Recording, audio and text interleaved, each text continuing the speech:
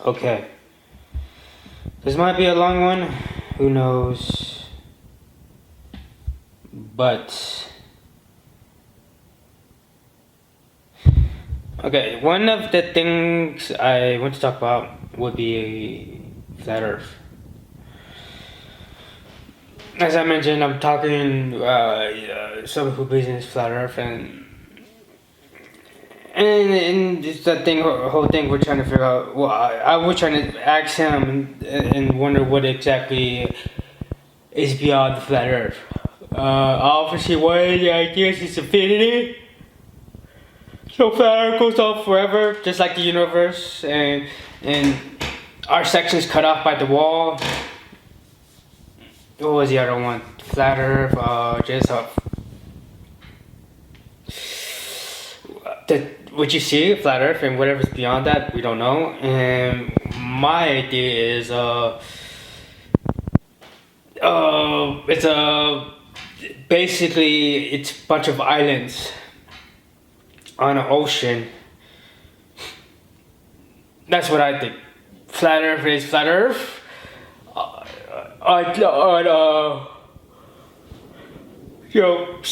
Floating on an ocean, just like Earth. Just a bunch of islands in different. We did, if you like different realms and stuff like that. So Earth is it's we call, and Mars is its own we call it. Basically, I think once you pass either bottom, side, top, you're not gonna hit space. You're gonna hit the spiritual realm, and I think that's what it's engulfed in. It's engulfed in the spiritual realm and stuff like that. The flat Earth is engulfed in the spiritual realm, and I would say the way flat Earth would look would be a snowball with the glass covering it underneath. Maybe actually like the mountain range or whatever, going downward. Whatever, and that's basically flat Earth, but it's engulfed in the spiritual realm or the soul realm or whatever you want to call it. And okay, but those are the three. I have the three things. I forgot the second one. I don't really remember the second one he brought up. How he explained it. But okay, so I'm thinking because I want to make it a story. Because as I mentioned, I had this when we were talking stuff like that. I had this idea of like this flat earther and this globe. I think they call them globalists or whatever. Basically, so like NASA's taking them to the space. It's like here we're gonna go, and then that's when I got stuck when I was thinking about it, and I'm like, what's beyond the firmament? Because once they went over once they passed the firmament, it was just darkness, and I didn't know what could be there, because like also one of the crazy things I didn't even know was I forgot how deep, but I don't know how deep, like 80 feet. I don't know, a skyscraper or two skyscrapers. I don't know the distance, but we haven't dug that far. I think the furthest we dug is the rock bed. Above is the crust, the rock bed, and different other layers. We haven't passed the rock bed. Maybe other the pyramids thing where they had the pyramids and what possibly could be under there. That's I think that's past the rock bed that we can pass, and so they're able to pass. I think they're able. I think that's how deep it is, and they were able to pass it, and they were considered far inferior to us in technology. And now it goes to show if I got right, they were far superior than us in technology. Well, I didn't know WD haven't reached yet and stuff like that. So I was thinking, okay, because we're thinking, and there was a point we were just thinking, and like when you reach already at the end of the flat Earth, just a wall, and we agree to that, and then the underneath is like we don't know, and top is we don't know, and For me, the thing is surrounded in the spiritual realm, but what's underneath, obviously, it will be the spiritual realm. If you go past wherever you go past, to a certain degree, you'll find the spiritual sides. That was still something I had trouble thinking, and now the top is for me. It's the spiritual realm. The sides I didn't. Not let's just say the sides, but what happens when you hit, when you, if the flat Earth, if it's a globe and the firmament is the what's surrounding it, like encapsulating the things inside the flat Earth. What happens when a plane goes and hit and finally reaches that end of the Earth? And I'm thinking. I forgot where I got the idea from, but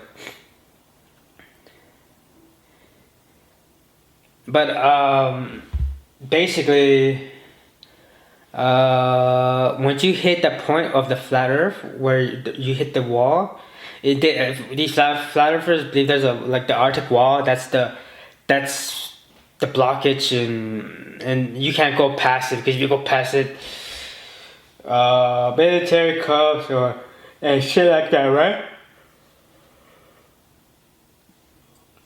It does, shit. You could just get a plane and just fly right there, and for me, that's that's how you could defeat the whole logic. And but for me, I'm still trying to figure out exactly in the sense of what's capable in this universe and what you could do with it. Came the idea of teleportation. So basically, you could essentially make it seem like you're in a you could make it seem like you're in a globe by once you hit the end of the flat Earth, you're teleporting back to the point where you're essentially going the full rotation. You know what I'm saying? To trick your mind to believe you're going in recall. So you won't be able to. So the idea is like they're like fucking zigzagging. Cause if you see how they do it, how you know, and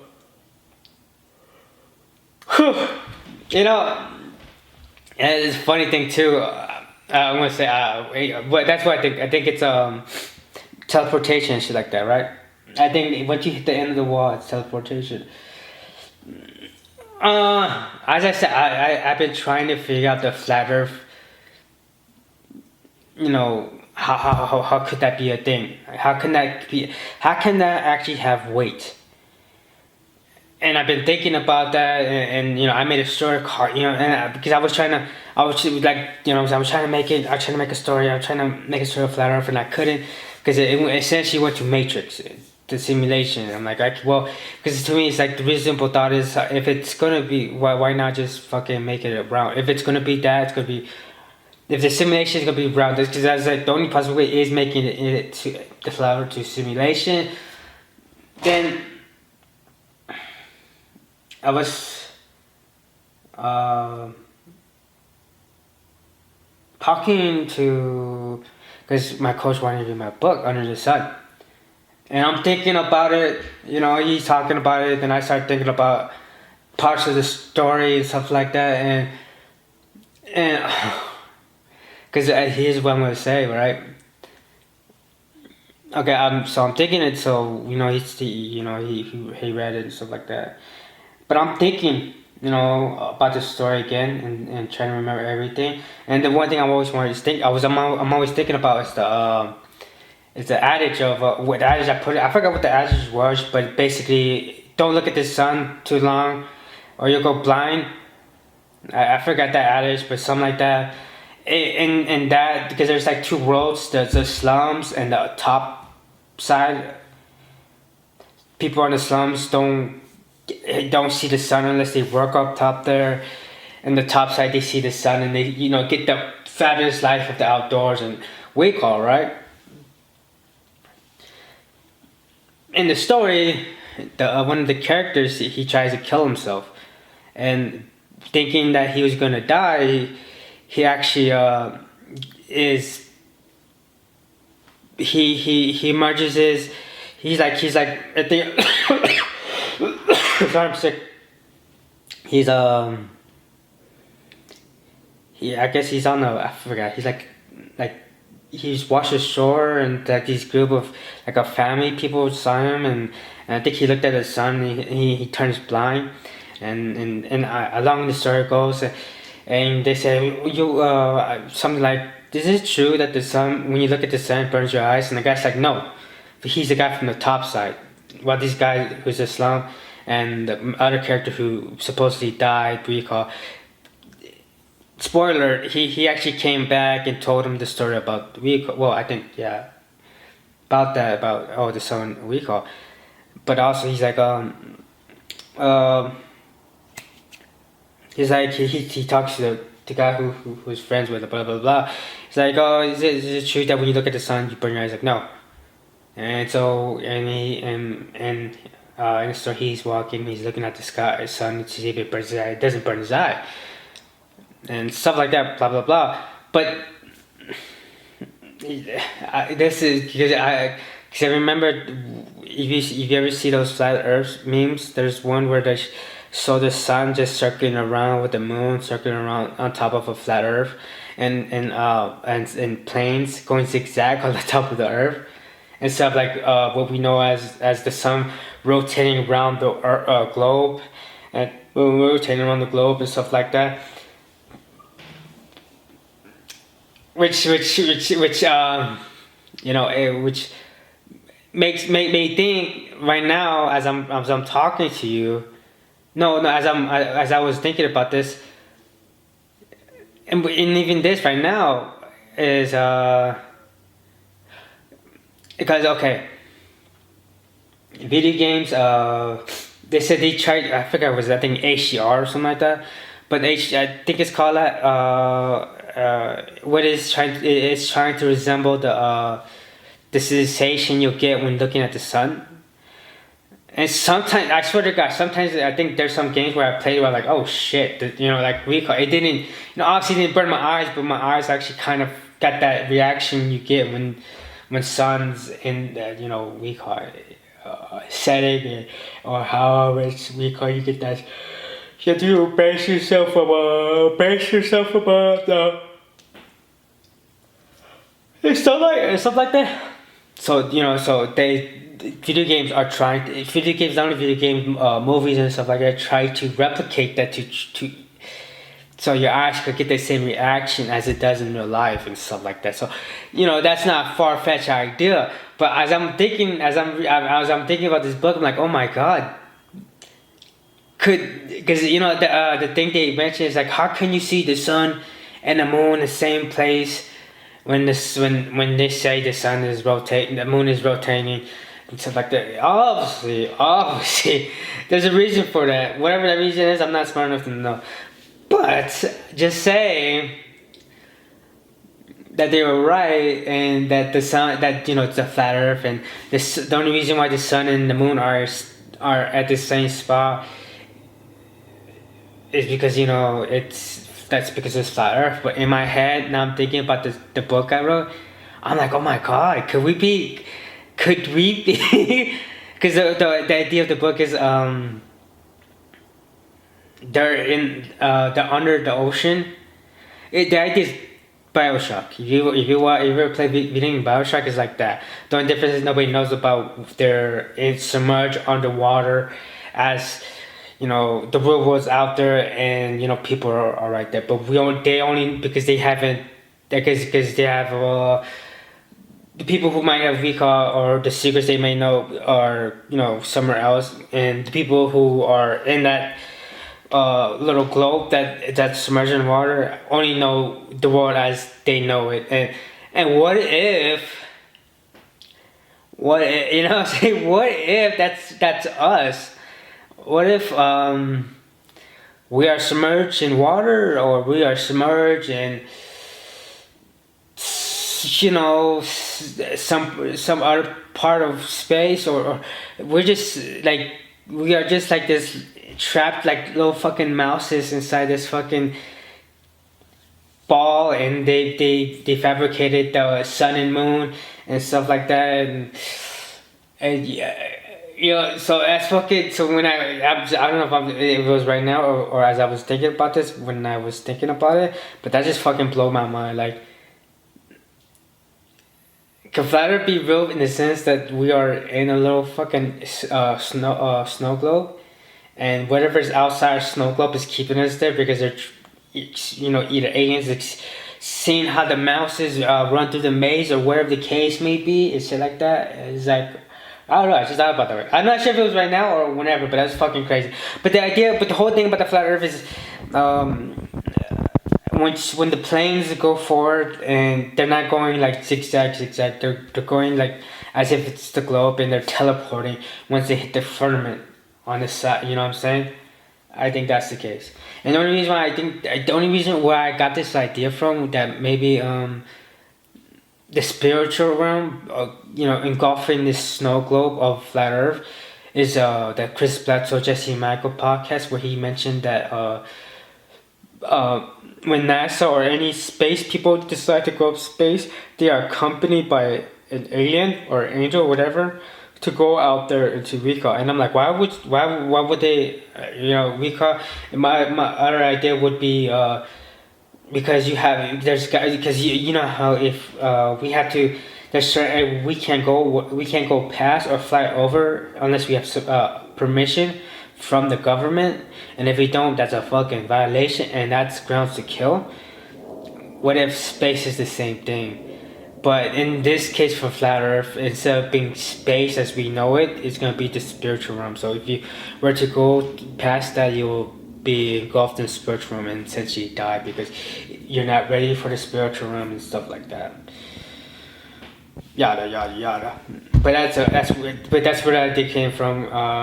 The reason why maybe aliens needs us company. The reason we need an alien accompany us from outer space, either because in the flat Earth theory, it would be because of you're going to enter the spiritual realm, and the only way you could enter the spiritual realm is through them, and they could make exceptions to how you could experience it while dying, or it's them.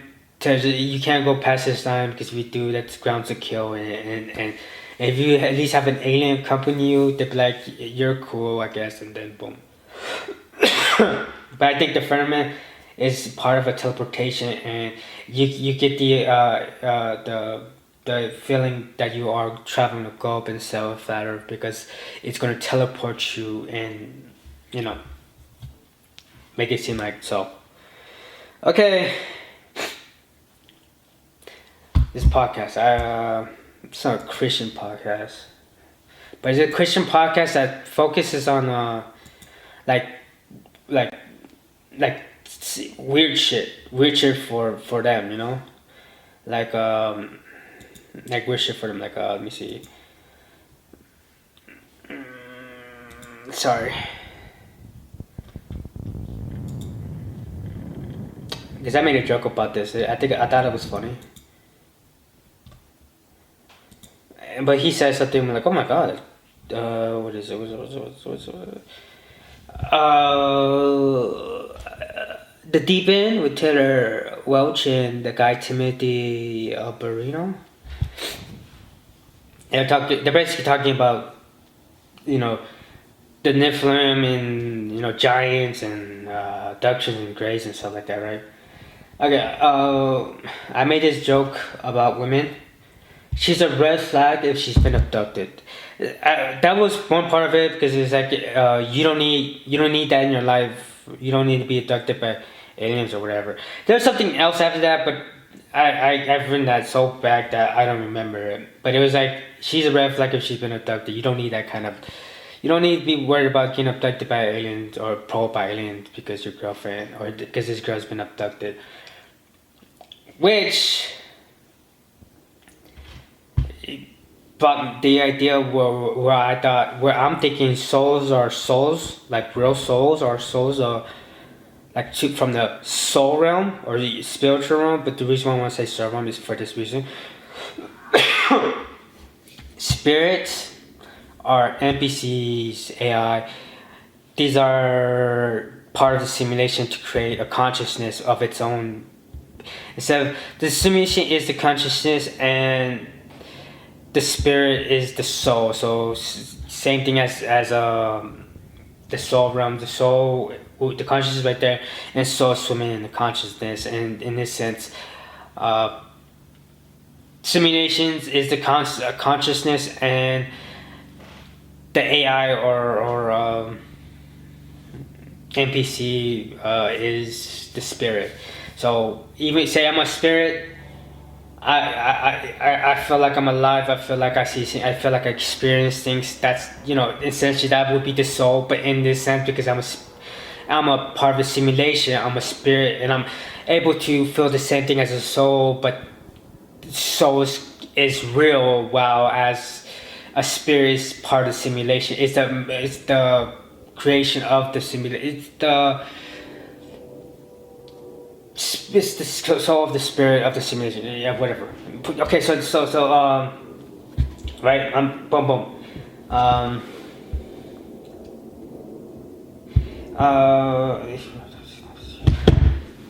He talks about, because this one of the other ideas I got from him was this Timothy Barino guy. Like, yeah, the Bible is so fucking wild and so fucking, because I'm gonna talk about the women too, because in the Bible about the women. This way you can't fucking trust the Bible, because there's so many shit they took out, and so many, because this guy was talking about Saturn, and on top of the Saturn is like this square or whatever, and that's the prison of some fucking whatever, and they talk about the fucking the astral belt between Mars, I think Mars and Jupiter, or Mars and Saturn. There's an astral belt. That's where Jesus, whatever killed the dragon or some shit like that, or whatever planet that was, and it destroyed it. So that's why we have the astral belt, because Jesus fucking destroyed it. And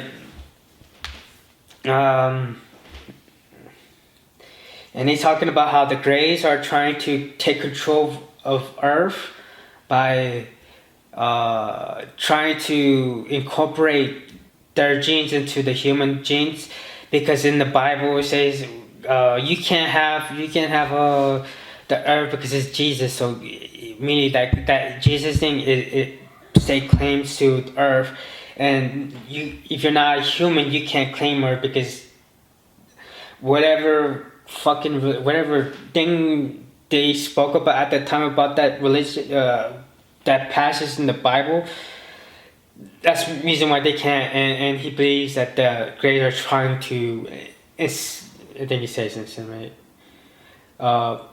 Their DNA into the human DNA to create hybrids, so they could control, so they could have legitimate rights to control Earth instead of trying to take it, which they'll probably get killed. If they would probably suffer consequences of those actions if they try to take it by force from the Federation or wherever case may be. And this is like a podcast along he did with this Deep End guy. And recently he did another one where he's like, yeah, he thinks that's what's happening. No, he thinks that the Greys are putting their DNA into women to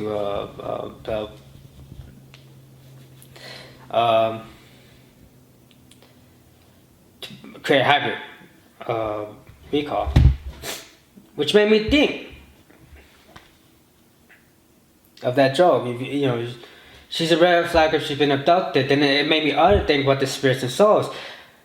What if, and also the thing about the alien thing, what I mentioned, I think it's paramedics or whatever, where they're abducting these human beings. They don't worry, we can't take your soul, we can't take your soul, see, we can't take it. What if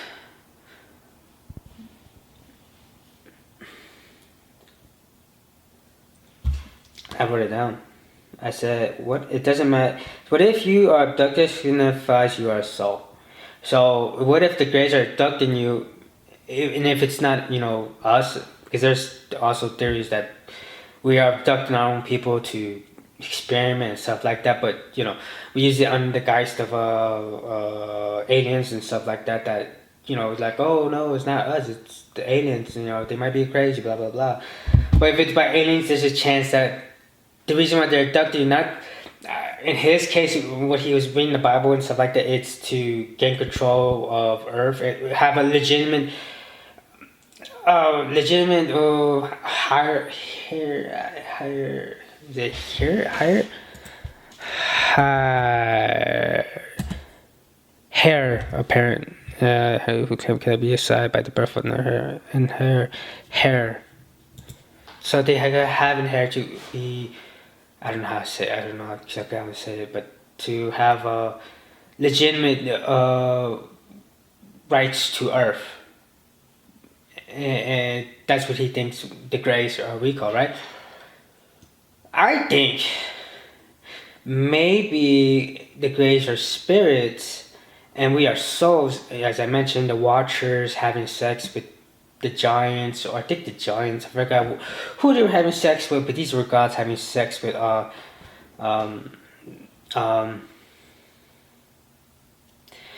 were having sex with Giants or yeah, I think Giants, and because of that they were called fallen angels, and because of that they were creating humans and negative, bad. I think I forgot what they were creating. I think that either way that was a bad no. What the Watchers did, the Watchers basically were like, yeah, whatever, coming out and creating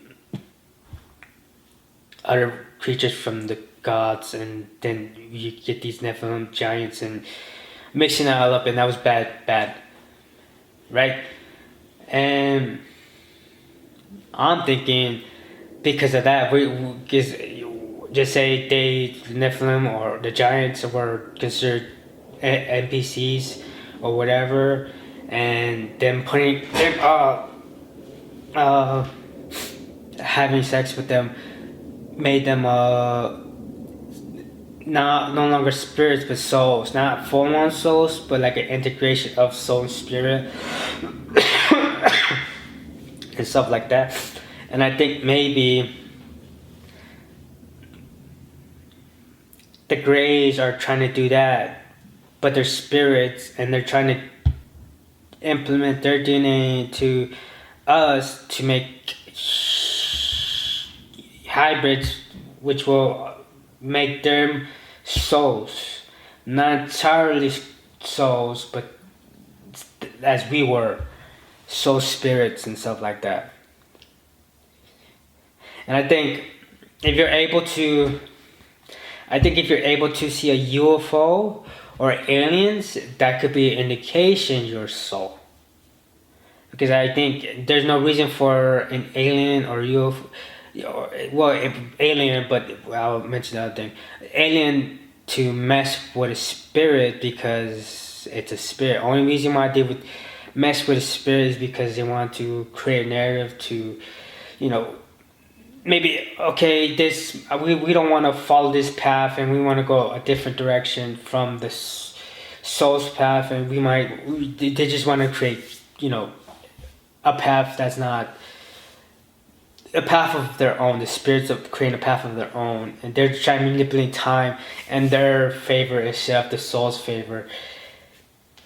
That's why a spirit might see a Grey, because in that sense they would find need for them in that sense, right? I'm gonna pause it 29 minutes and we'll be back. So that's why spirit will be able to see an alien, but that's the only reason why you would see it, because there would be no reason for it to interact with it when it's of the same. The only difference is this is a human version of the simulation, as that Grey is a Grey version of the simulation, and maybe they want to look like us or whatever the case may be. That's the only reason, but reason why they want to recall. But other reason that could be, and also I think if you don't see UFO, it's probably because they could manipulate the mind to not let them see it, whereas they can't really manipulate a soul. They could probably trick the soul, but in the end, the soul will probably catch it, or it'll be more easier to catch it. We call it like it's like a glitch or something like that. Whereas a spirit might not, spirit won't be able to, because they'll be able to do it in a way. Well, as I said, it could be a glitch where a spirit could see it, but it wouldn't be able to see it, since it would be able to. It's capable to, confuse it in a way that it doesn't exist, because it could mess through the simulation, and whatever. So that's one idea I thought about when I recall. But she's a red flag. She's abducted. If she's been abducted, in my idea, there's a good chance she's a soul. Okay, and now here's the other thing that I should just start thinking about, because I think they also mentioned no, not him, but I think it's another one, but it's about Adam and Lilith, not Adam and Eve. Adam and Lilith.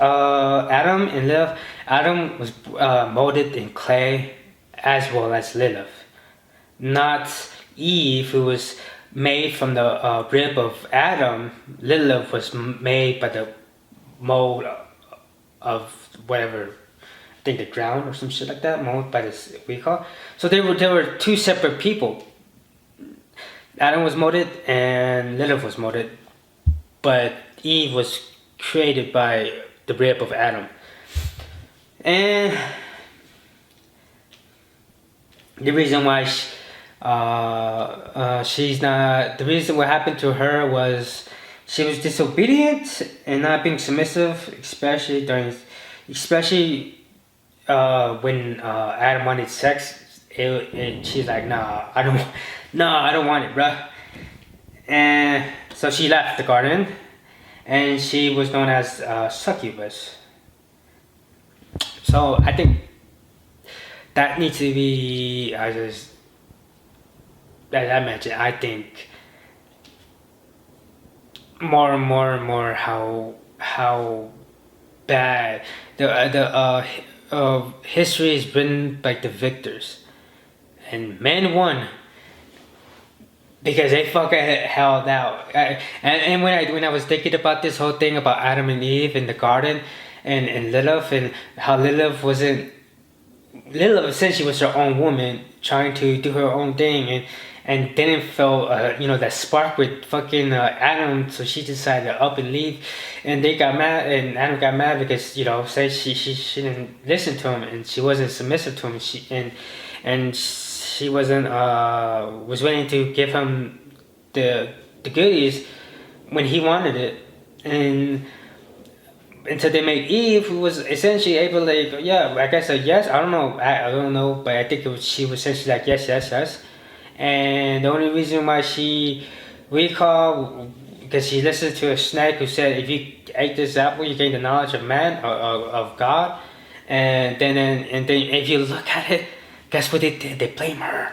They're like, look at, that's why she bleeds, because she fucking ate an apple. That's why you guys don't have peace, because she ate an apple. And how whereas with Lilith, you're like, it's like, if she don't want it, she don't want it. Why are you forcing her to have, what I'm saying?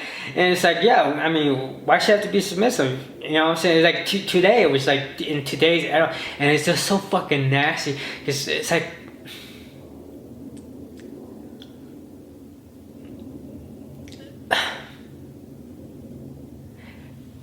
here's the other thing I've been thinking, because I was thinking about that too. I was thinking about something else, and it constantly branches out, right? That was the idea. I'm of the idea, like, women, women should be considered equal as men and stuff like that. They should have the ability to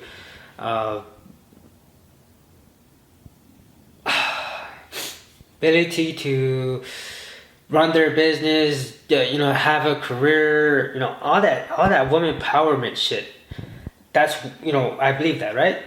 Then I'm watching these fucking relationship things, and some of these women, the way they talk, it's like.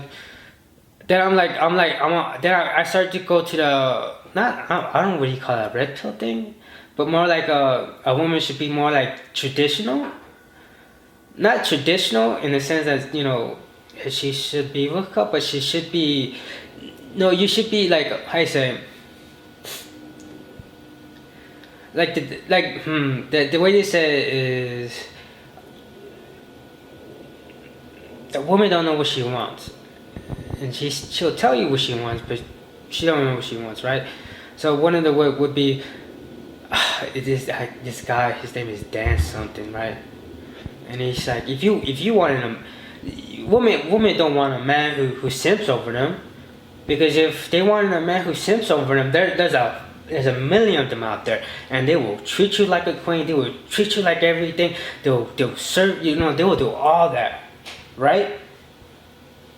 But as I'm watching these relationship things, it's for me, it's starting to be like, oh no, they don't want that.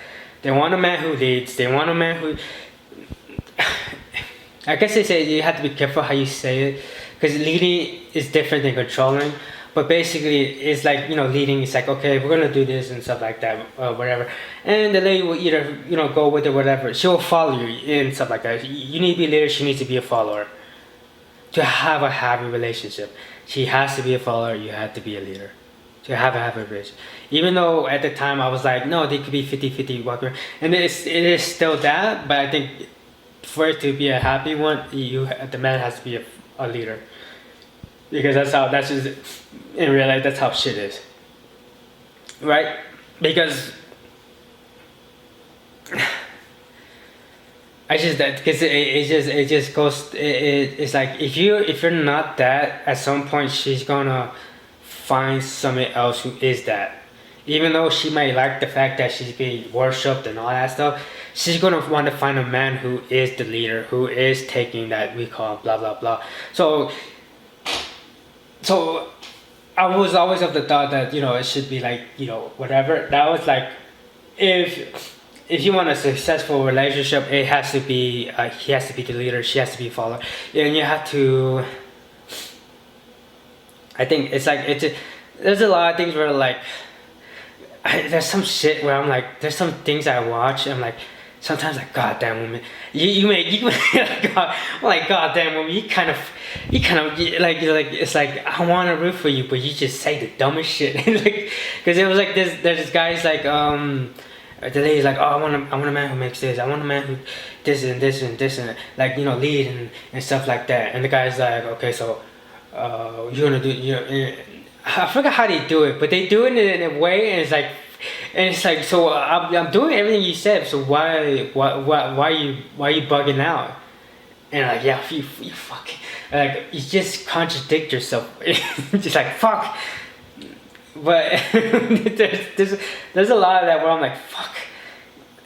You're saying it, but you're not agreeing to what you're saying, and it's like, you want a leader, but you're like, you also want to control it. There's like things that they say, and then all of a sudden the guy just retorts it, and I'm like, fuck, dude, you're setting yourself up for that shit. Like, you're saying things, and they're like, yeah, we're doing basically that, and you're just mad because we're saying it in a way that you feel it's confrontational, and you're like, recall. So the idea is, that's what I was at, I'm of the idea like, oh, women should have been like, the leaders and stuff like that. And I think the only way that woman could be like that and find happiness is be like a man. And in that sense of it's just, I think it's hard for a woman to be like that, because if she's like that, she's sensitive, hard and stuff like that. And I think women need to take that on the chest and be like, it is what it is.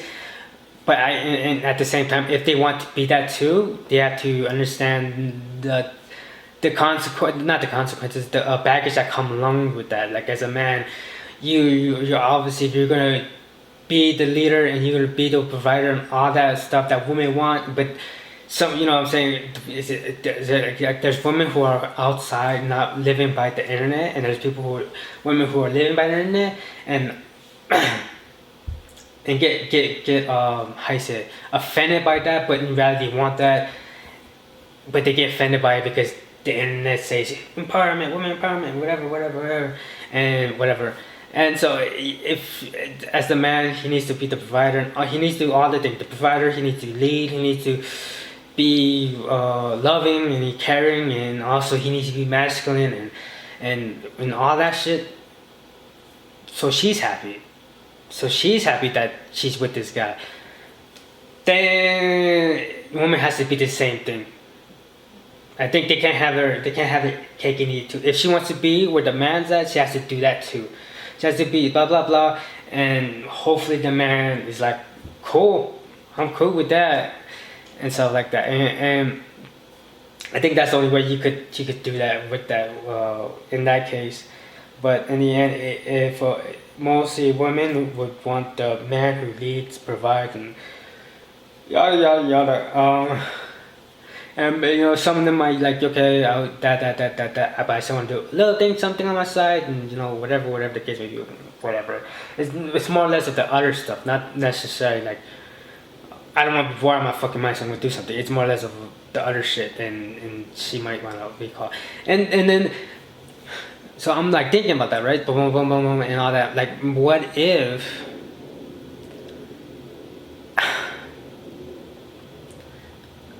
Like Lilith is that. Lilith is, you know, the equal of man. But because of you know, Victor's history is written by the victors, which is men, and guess what? They're like, woman needs to be this, woman, and you know, saying woman needs to be obedient, and so it's a construct of how women should be, not exactly how Adam is what a man should be, live is, which the modern woman is today. But people who are still stuck in the old ways are using the Bible and stuff like that as like, we need to put women back in their little box. And I think that's like, I think that's a whole issue, because it's like, it goes like, it's like everything, like essentially a real woman is the woman who is equal to a man, and she could do not depending, because maybe back then they had superpowers, and maybe, you know, women and men were the same, you know, strength and stuff like that. Maybe they have one weakness and one strength that the other doesn't have, whatever, but they were equal. You know what I'm saying? Maybe, you know, back then, we don't know. We don't fucking know, but, you know, it's women and men are equal, and they should, you know, go as they will, and whoever wants. A woman back, the little Lilith version could be the Lilith that is disgraced in the Bible, in the Jewish Bible, Jewish folklore. Disgraced person who left because she was disobedient. She wasn't submissive. She wasn't willing to have sex with Adam at his command, because she was independent. She was she had what is it called? Not she had identity. No, not identity. Anomaly? No. An autonomy. She had an autonomy. I think it's called an autonomy of herself, and she could do as she pleases and stuff like that. And you know, and they didn't like that, and so they made Eve into be that fucking submissive person, and create a woman to be in that box. But in reality, this is the woman. This is what women should be. The modern day woman who have their OnlyFans and get their fuck on and have their careers and became boss ladies, who has money, who you know, who to do all these things. That's the real woman. But also they could be the submissive woman too, and as the same thing, the man could be the what we are, and then we could be the submissive men. And I think that they could live in two pieces, in two places, but as you see, they're trying to tell women, no, you should be submissive, you should be weaker, which I think it's this. I think it's vice versa. I think there's men who want to be that, and there's women who want to be that, and the only difference is, women can accept the baggage man carries when they are that, and men can accept they have to be the submissive and all that stuff, like a woman would be in today's society, who at least a traditional woman, right?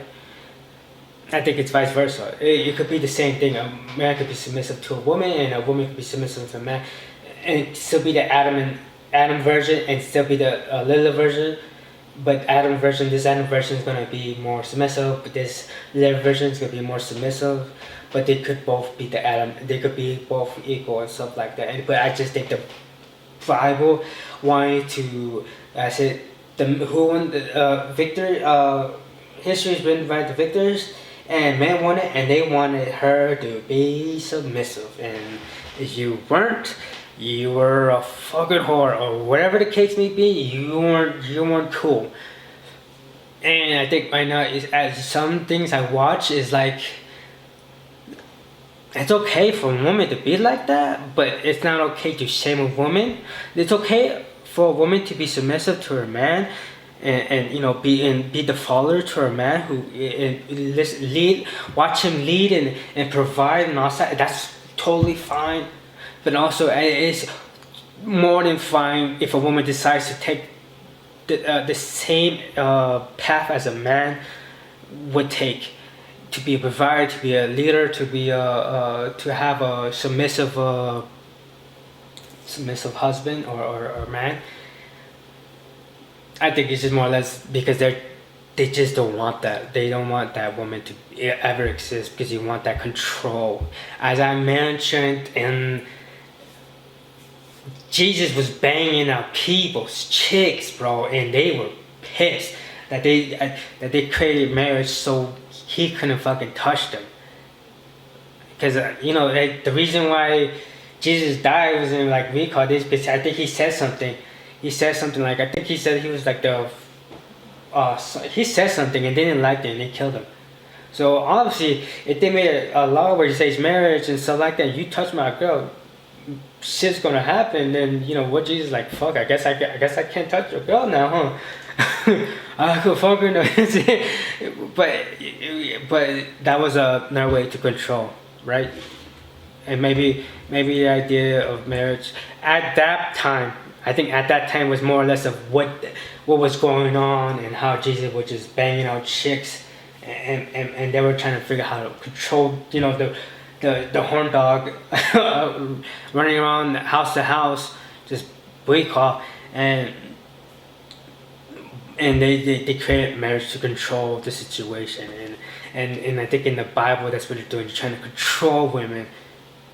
In reality, a woman is equal to us, and they should have the same, ambitions as us, and ambitions and fuck what, just ambitions and shit like that.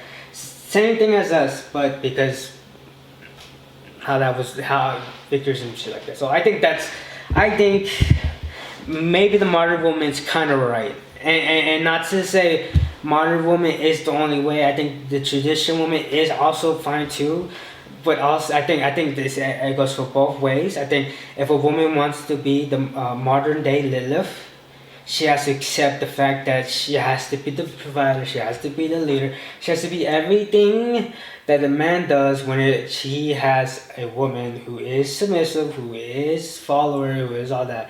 I think she needs to understand that. She needs to understand that has to be, she has to be okay with that and not use it against a man. Whereas a man, which men do, right? Some men do where they have all that power and like, I'm gonna clean that, I make the money and this is not your money over there. They do that. They use their power against them, and same thing as women. Where not this is well, I don't know. A woman of power, women who have money and so like I wouldn't know, but I think there's this thing where they need to understand that if they're gonna be like that, they have to be like men, where they're like they have to accept that this person is gonna be submissive. This person is gonna follow. This person is gonna do this and stuff like that, and you have to be like cool with that. Like a man would be cool with a woman like that, and yes, they could be 50-50, but if you're gonna have that little we call it, you can't be like that. And same thing as men, if they want to be in under a submissive woman, they have to be no under a woman who wants to lead and provide and stuff like that, they have to be the submissive. They have to be the follower, and they have to be that, and they have to understand if they're going to be that, they have to understand that. Same thing as the women who are leading and stuff like that, have to understand that they have to accept the man for being that and so forth. And we call it. And there could be 50-50, and I think the only reason you get that 50-50 is if you have two powerhouses. They're two powerhouses in the sense that it doesn't have to be like money wise or whatever, but it's just like two egos, like two fucking egos are strong enough where they're like, we can't, like, I don't know how you would say it. It's just more or less of you can't move me and I can't move you. We can only move each other upward, and if we don't accept that we're both equals, we're gonna go downward. But we have to accept our parts and how we separate our powers within each other, and I think that's only possible if they're powerhouses. In a sense, like say Jeff Bezos, he's a Amazon, and his chick is like super hot, and she demands whatever, because I don't know what she does. I think she's like we call some entrepreneur, and you know what I'm saying, and like that.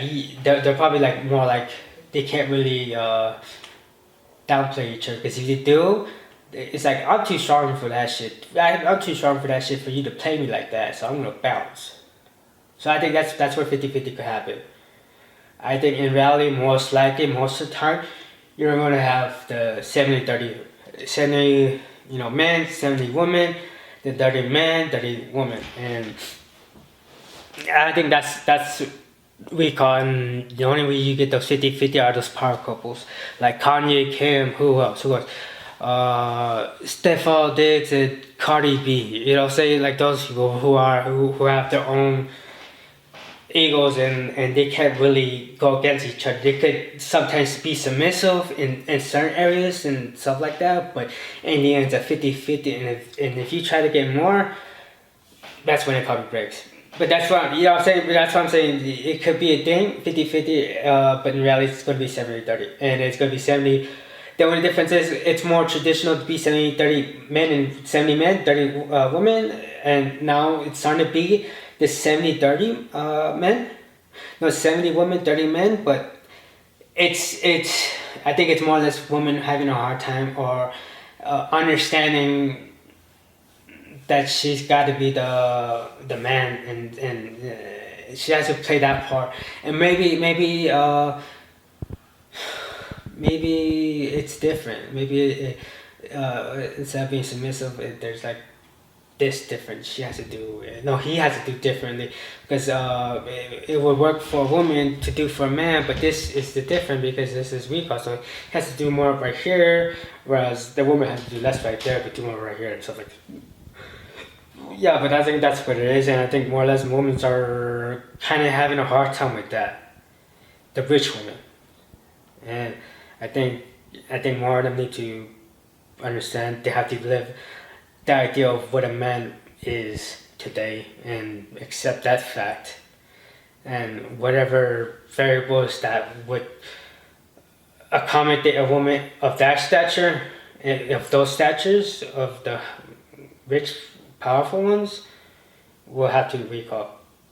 Combined to that, and a woman combined to this power man and accommodate as so forth, right? I think that's how it works. I think that's the reality of what it should be thing. Okay, it's gonna be 30 minutes. I'm gonna pause it. Also, with the whole Adam and Lilith and Eve, I don't know, because I was also thinking about that. I don't know what I would. I'm thinking about it. I don't know how you would go about that. But I believe you're born gay. You're born lesbian.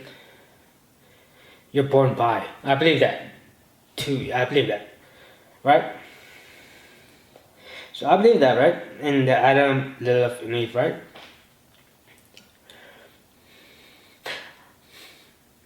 Maybe I'm doing it too much. Maybe whatever. Maybe that's why women are more prone to being bi or gay, no lesbian. Does it matter?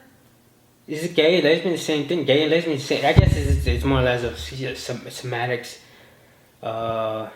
Gay is you like the same sex. Lesbian is just more or less of defining it. It's a woman, but a woman could be gay because she likes the same sex. It's just you're just separating the two, just because you add a definition to it. But essentially, they make the same thing. Except a lesbian. The only difference is a lesbian can't make the same thing as a gay because it's two girls, whereas gay means two guys, two girls.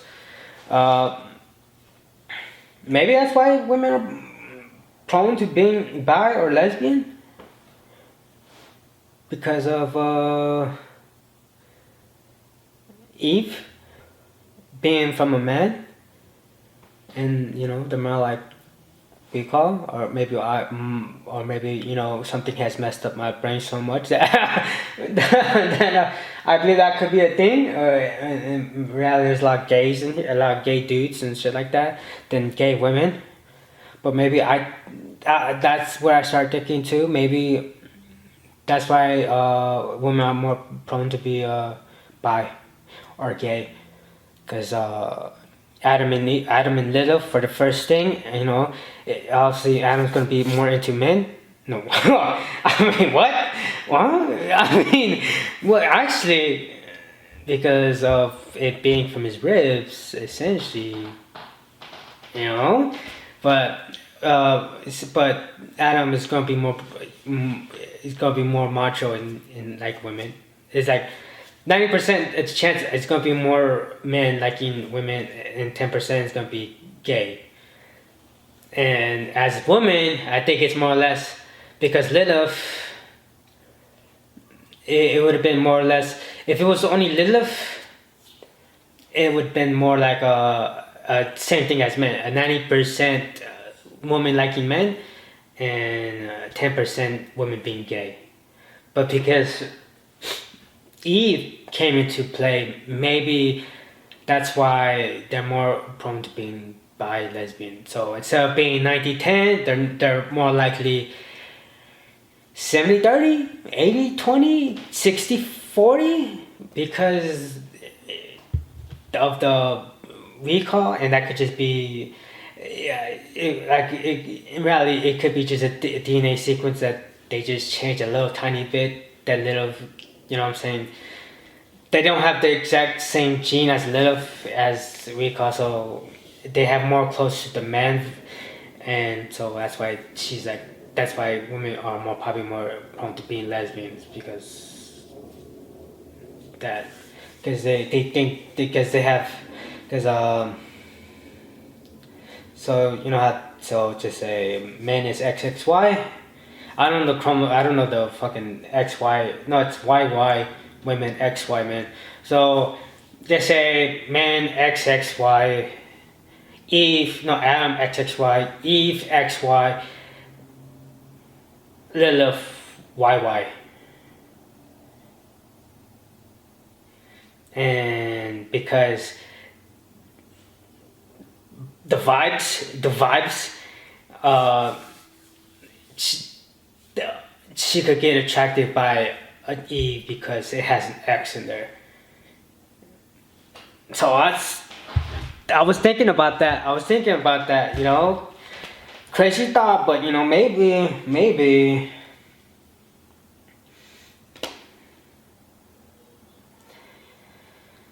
I guess I'm gonna go to it because I had that. I want to talk about that when the Federation. No, when the fuck, I don't know how to say it. Red flag. If you're a doctor, it doesn't mean it's breaking and safe. Mention how Adam and Eve were both smolded side by side. Mention how you use college. No. Okay.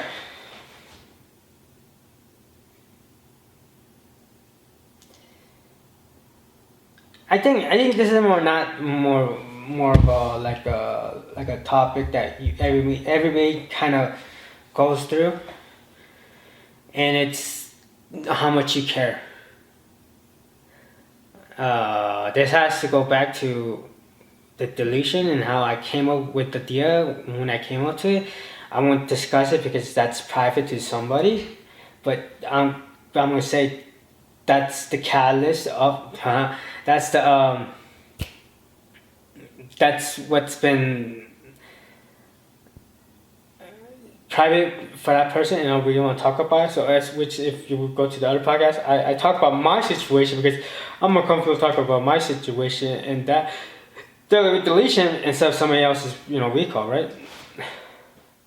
But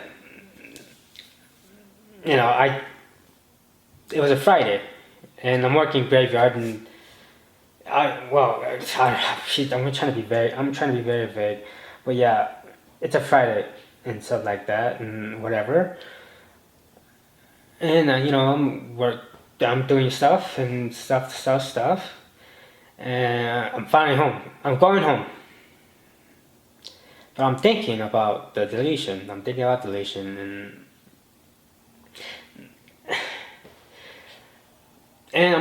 But when I'm thinking about deletion, I'm thinking about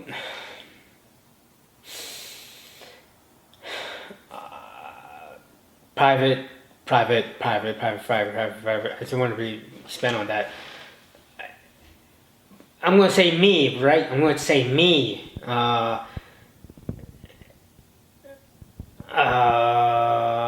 The idea is you have to. I don't know why, but like it's been fucking up my sleep. But I've been watching motivational clips on Instagram and and there's a thing where they talk about nobody's gonna fucking save you. You're by yourself. Nobody's gonna fucking save you. So you gotta fight yourself to get to where you need to be. Because nobody's saving you. It's only you, and that's the reality of the thing. And I'm thinking that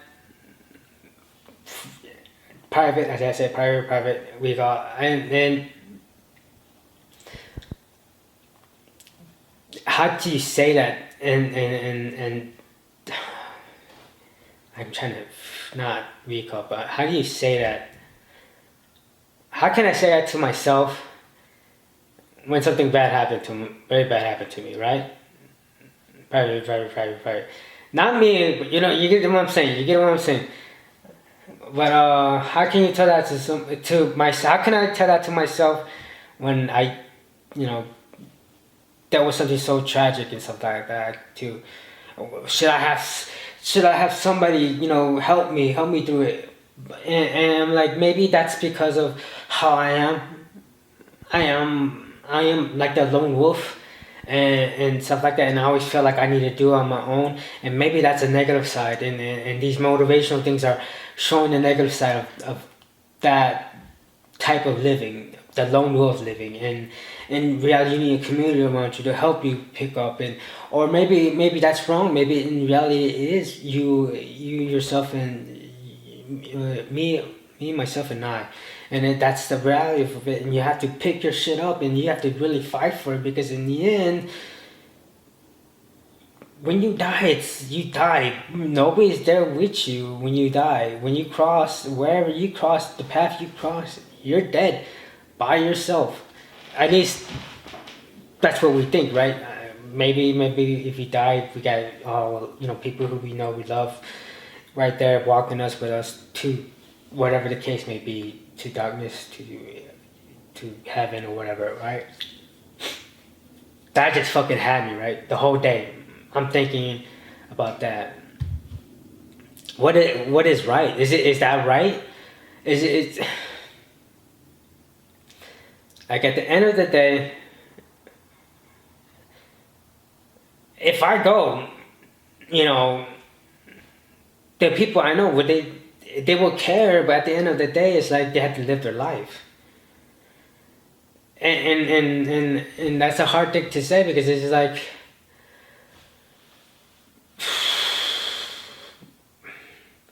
I guess the only people who really have that kind of, who get to carry that burden of making sure you don't do it alone is the blood. But from my experience, blood has nothing but been a constant hell for me. God damn, if you knew some of the shit they tried to do to me, oh my god. Oh, I say fuck them all. Anyways, but you know what I'm saying? Maybe that's the only way you could let someone carry that burden of helping someone out of a difficult situation. Or maybe you could create a bond so strong with someone else that blood doesn't matter, but the connection of one soul to another, that it's like, I got you, bro.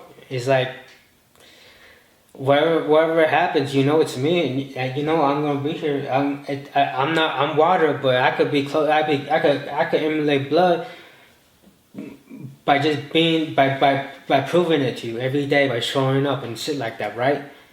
And is that fair? Is that the answer? No, it's not the answer. Is that like? Is that the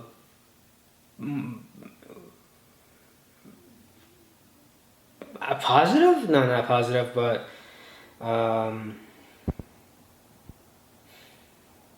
weak, all right. You could be the low mentality, and maybe that's the right way to go about life, or maybe it's the community aspect of it, and maybe it's blood, or maybe it is somebody who you have found a deep connection with, that it could resemble blood, and that there's a love for each other to make sure we see this life through as happy as we possibly can. And that's a sense of community, blood, and a close soul. Somewhere that's that close. Or it's the lone wolf mentality, where it's like, at the end of the day, you gotta pick up your bootstraps, and you gotta fucking fight it through, because at the end of the day, nobody's there for you. And that day I was dealing with that, right? And it's just so fucking weird sometimes how the day fucking plays out, right? Because after I was driving home from work, I'm thinking about this. Then I got ready for Muay Thai. I'll tell you right now, that was a fucking that was a bad fucking day. I'll tell you what, it wasn't my best showing, right? But it was a good day too, because I was like, I'll tell you what it is. I think it was funny because I don't know. So it's just stupid. We're just fucking stupid. One of my guys, I was partners with one of my guys, and we were fucking whispering. And I think there's only me, my guys, and the two other guys, and our coach, and the crew. And we're just fucking dumbasses whispering. And we did pads. I think I'm glad that I was first to do pads, hitting the pads, because my partner was whispering, because we were whispering the whole time. And I think if it was me who was holding the pads, I think I would have whispered too. But here's a good part, because I'm like, oh shit, no, because not only because the crew's here, And I have a feeling because I think the crew was asking questions, and I'm like, okay, it's like okay, we got. It just felt like today was show and tell, and I did fucking horrible. But I think the best outcome came because I think if it was the other way around where I had to hold pads and I think I would have been whispering to like a dumbass, but but it was like but I'm like okay, I have to fucking show up. So either way, I gotta make this guy fucking work. And at the end, I think I did fine. I think I made him look so fucking good. He looked fucking good. Either way, Homework got promoted at the end of our session. He's like, okay, a partner, your partner, he's going to events and stuff like that, and we're not, at least me, I'm not showing any happiness because it's like oh shit, it's happening, it's happening. So I don't trying to play it cool. I'm trying to play it cool, and as soon as me and my other guy walked out. And then he comes out, we're like, fuck, we're all happy for him and stuff like that, right? So it was like, oh, good news, we're all happy. And then guess what? They're like, oh yeah, I'm not gonna be here that long. I'm gonna go somewhere else. I'm gonna go. The other guy's like, yeah, I'm not gonna be here that long. I'm going somewhere else. I'm like, damn. And it goes back to the recall, like.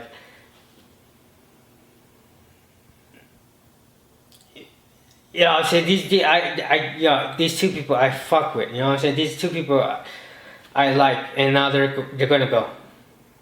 It's like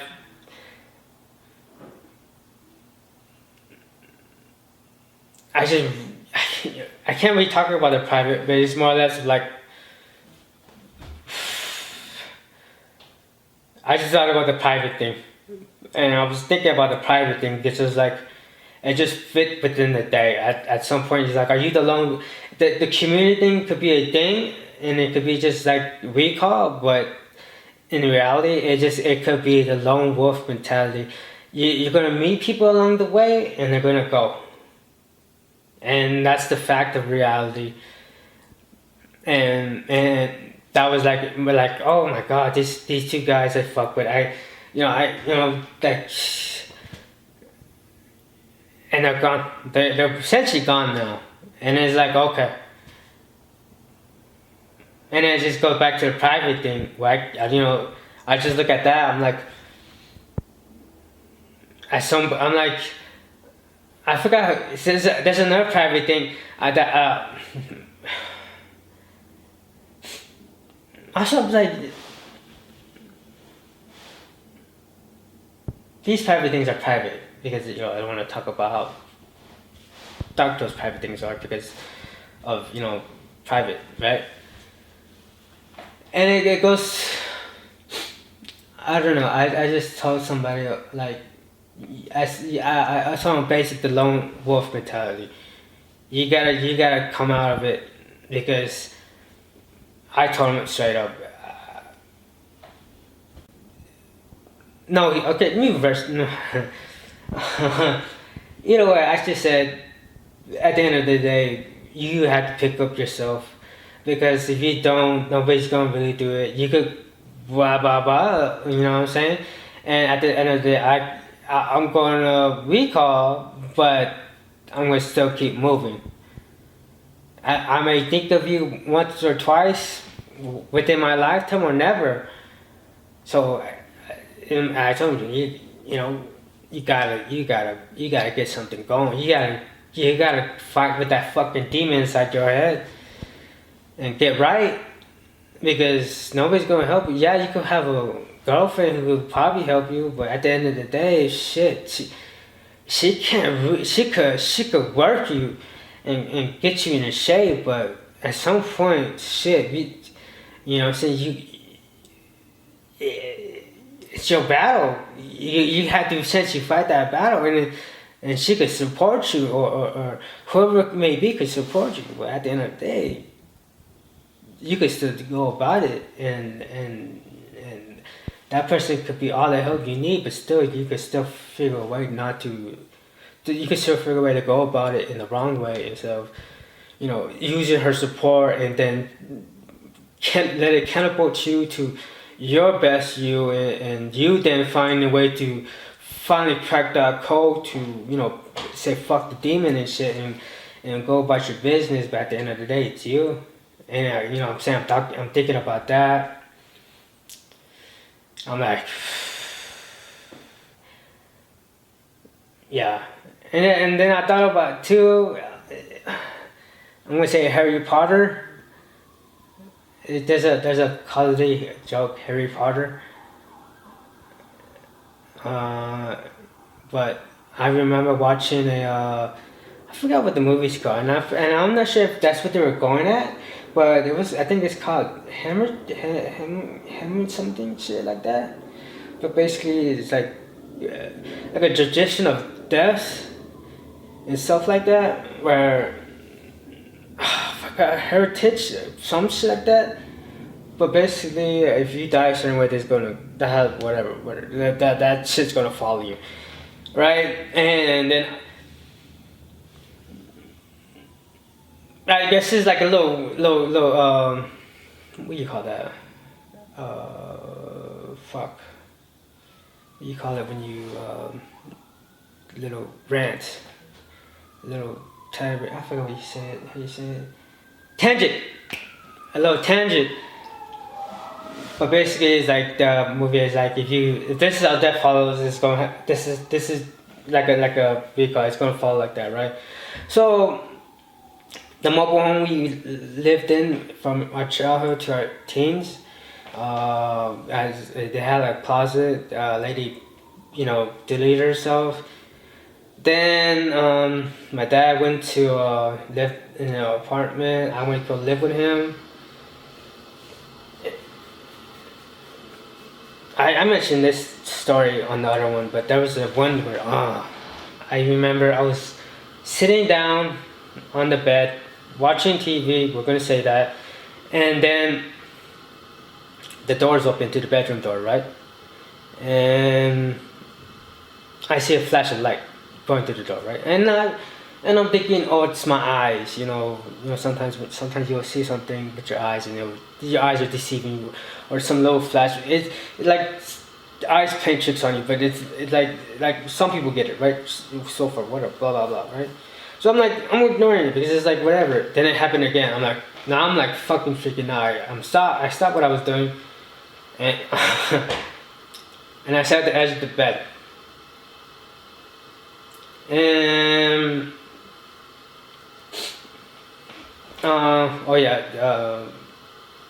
but I'll mention this, right? Then I'm starting to feel like this presence, like these dark presence starting to surround me, like fucking weird, and I'm like, and it's getting fucking cold, and I'm fucking praying to Jesus. I'm like, oh Jesus, this is I forgot what they say. How you supposed to say, I am the son of Jesus, and you can't touch me, and shit like that, right? Blah blah blah. And I kept saying that, but it just felt like these dark figures were closing in on me, right?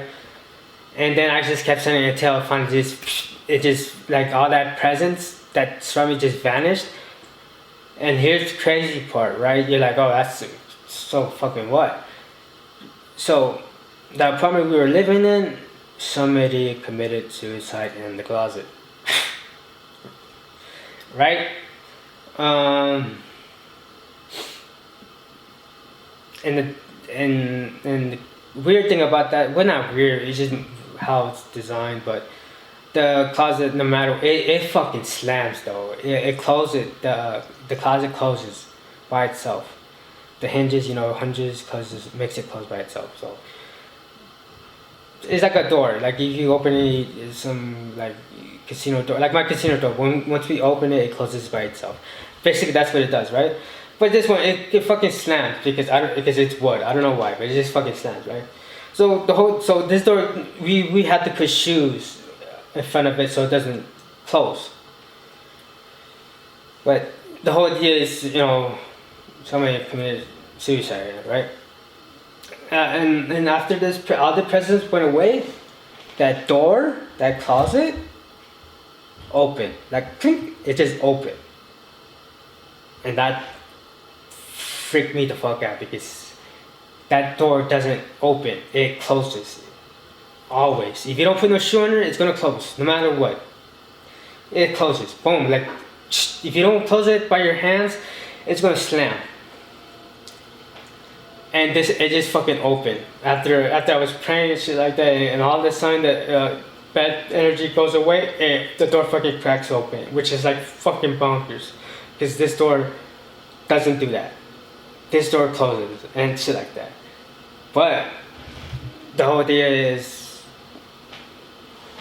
closet, and there's a point where I'm like Harry Potter, and I'm scared looking at Harry Potter. Because I'm like, now, because I'm watching the movie, like, now that feels fucking weird. Now I was like, maybe this movie has some truth to it. Like, this fucking, like, I don't want to be Harry Potter anymore. I don't want to be Harry Potter anymore. And so, and then, it just seems, okay, so I say that, what do you call it? It's just that, I just keep getting that, and I just don't like how that's constantly coming up. And maybe I'm a conduit for it, but I just don't like that, Anyways, so there's that, and I guess that it just led me to like. It's just there was a lot of things that happened that day that I just didn't like the. Whatever, personal. Then I start thinking about it as I'm driving home.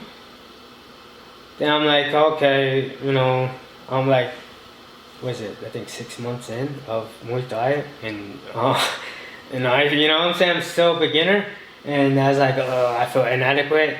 I feel like, inadequate, and then I'm like, oh, you guys are leaving, great, that's fucking fantastic.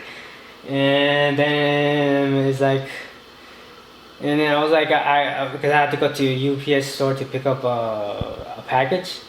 And I was like, this guy's right there just talking game to this chick, pretty chick. And I come in, I'm like, fuck! I was so pissed because like, damn, I just ruined his shit. And then I'm like, damn, I feel inadequate. And I'm like, everything's like, fuck! I don't like this day. And... Okay, so Thursday I go to sleep to go to work for Friday, which this all happened on Friday. But it's like I work I wake up at 9 to go to work, and I have to clock in at 11 Thursday p.m. Then I work most of my shift on a Friday, so 11 p.m. to 12 to 7, and I go home, and I went to Muay Thai on that day, and that's what happened. All that thing happened that day. But on that Thursday, oh my god, I don't want to say it because it's so fucking embarrassing. Oh, but I think it's just a connection of that whole day. And the only thing it was good about that day is I didn't let it be a negative day. It's just circumstances that play out on that day that made me think about certain things and stuff like that. But the way that day started, Thursday I slept like at 4 or 5, and I woke up like at 6, and I did something very bad. I'm gonna pause it. I did something very bad. I woke like I don't know what time it was, 4 or 5. I want to say at 4 or 5 p.m. Thursday. I woke up at 6. I don't want to say it, but I did something. And I'm like, as I was doing that something, I'm like, what the fuck? Because I'm so tired, but I'm still awake. No, I'm awake, but I'm not like, everything's not clicking. All the brain cells are not fully, clicking. They're still waking up too. And I'm like, as I'm doing that something, I'm like, slowly I'm come to the realization of what I was doing, because now my brain's starting to work in full capacity, and I'm like, oh my god. And I made the mistake of doing something before I went to bed, and then I'm like, oh my god, I just fucking, I can't stop it, you know? And all that was, and I had to do something. Then I went back to bed and woke up at like 10 o'clock, got ready, went to work, clocked in, and I'm like, the whole day I'm thinking about what I just did. I'm like, why? I was trying. I was not getting angry at myself. I was like, why would I fucking do that? And then that week happened. Started taking boom. It was a lot within that day where I didn't make it a negative. Even though before I went to my Muay Thai, I was too much in the sauce of thinking about my situation, but also thinking about the situation that is private. And I'm like, I don't know. It was just like a lot, and I'm trying not to go in there with that kind of energy. And then I go in there, and here's the positive thing and the negative thing. Positive thing about the Muay Thai thing, I think, in exercise, there's a scientific fact that once you do exercises, it helps with the. I can't talk. My fucking mouth is dry like a motherfucker.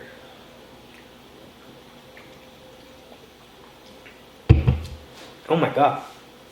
Once you you do exercises, there's a thing that makes the brain happy.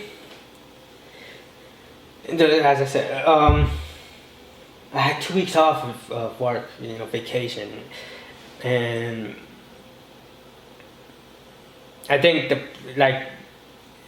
I was inside, doing bullshit at home. And then I went to Muay Thai.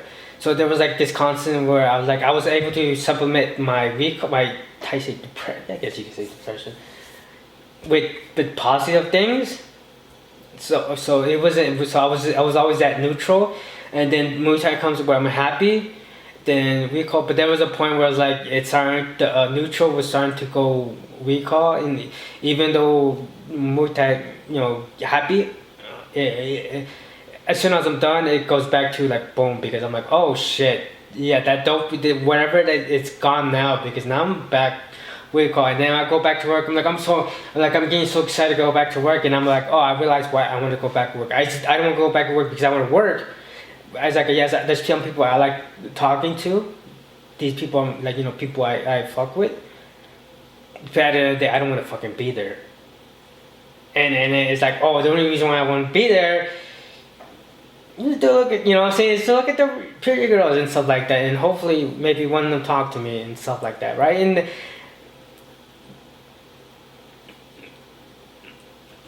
And that's what the thing is like. That's the negative part. It's like I'm talking about that, thinking about this all the happy, boom, boom, boom, boom, and as soon as when I leave, it's like, okay, back to reality. And I think mostly with that is it's mostly with the whole recall, and I think I need to fix that. And oh my god, there's this chick that talks about recall, and it says you make eye contact and you not fucking lose that eye contact. You smile at that fucking woman. You let her know what the fuck is up. And today, I did not do that. There was this girl, pretty Asian girl, walked past her. She looked at me and she fucking smiles. She fucking smiles. And I'm a bitch. I'm a straight up fucking bitch. And I was like, oh, I'm gonna look away. And I know in my head, I was like, you're supposed to look at her and fucking stare her down. Give her a smile. And I was like, fuck, I didn't do that. And there's like this other girl. I swear to God.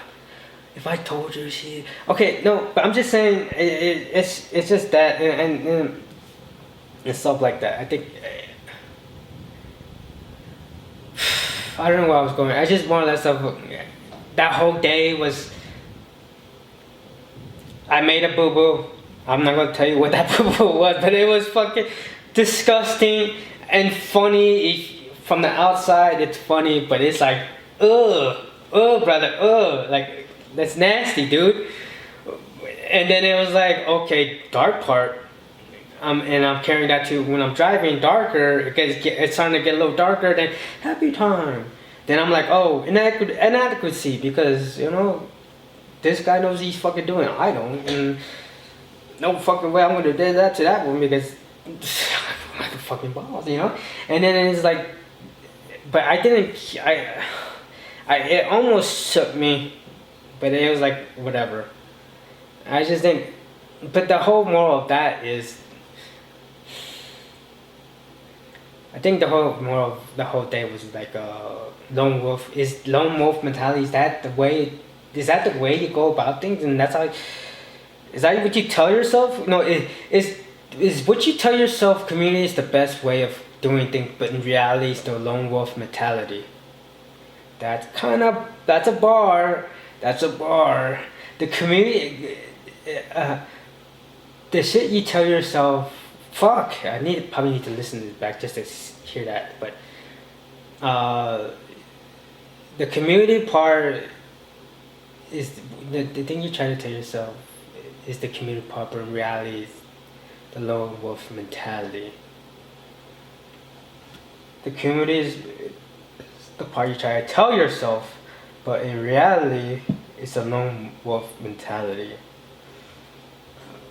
Guys, I got it. I got magic, and I just come with this shit up, fucking off the head.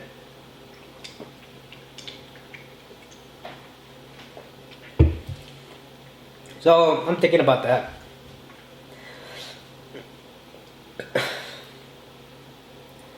Yeah, is that cool little bar I threw out there? Is that the reality? Is that the reality? Community is, all cool and nice, but at the end of the day, it's just you. And is it wrong to tell someone that? Is it wrong to tell someone that after, stuff like that? And I don't know. Maybe they need a community, but as I told, somebody's like, at the end of the day, it's up to you. And maybe that's a harsh truth. It's up to you to do it. Nobody's gonna save you. If you die on your own. Someone could help you, try to push you up, but at the end of the day, you need to do it. And is that the harsh reality?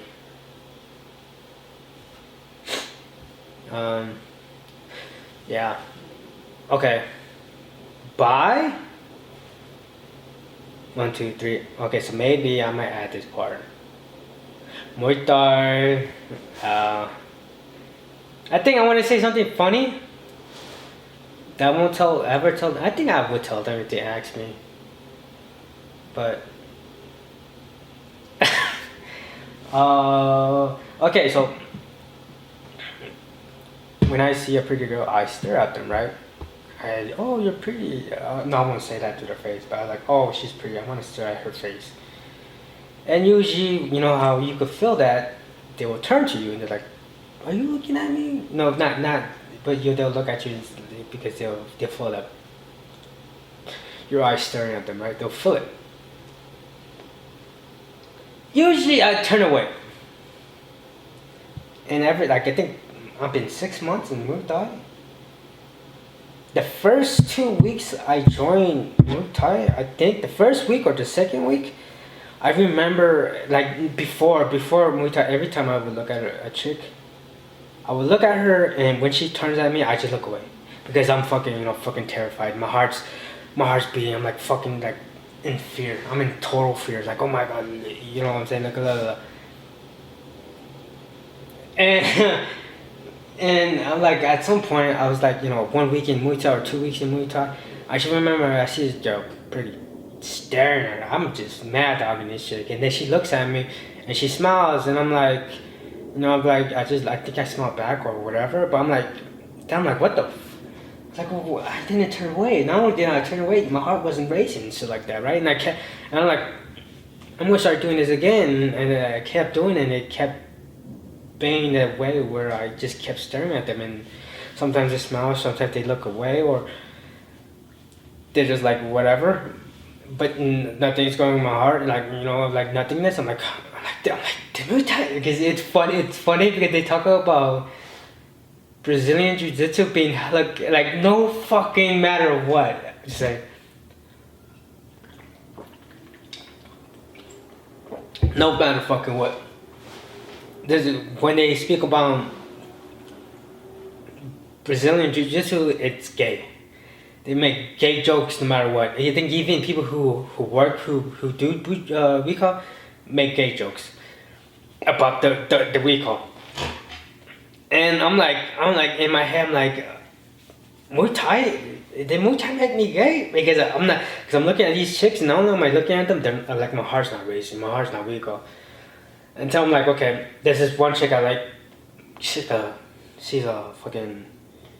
She works in poker rooms, like supervisor. I think she's a supervisor. She's a supervisor, I think. I like her. I said, if I look at her and my heart ain't racing when she looks at me, then I might be gay. I might be gay. Muay Thai might have made me gay. And I just remember, I just looked at her and she turned. I'm like, oh my god. The same fear came up. Like, oh no, I'm not. I'm so straight. Thank God. I'm like, thank God. Like, but I saw my heart, like, I got excited. I turned away and stuff like that. And that's one thing I noticed about Muay Thai. It gave me the confidence to just look at a woman and not have this fear, but be confident and like just stare at them. I still do that where I look away, but that's because I know if I look at them, they're going to say hi or something like that. I'm like, I don't know fucking chance. I know there's no fucking chance I could be with you, so I just want to look at you and not deal with the whole fucking talking situation, all like that, right? I just look away, so the idea is like, oh, he's a bitch, so I don't have to worry.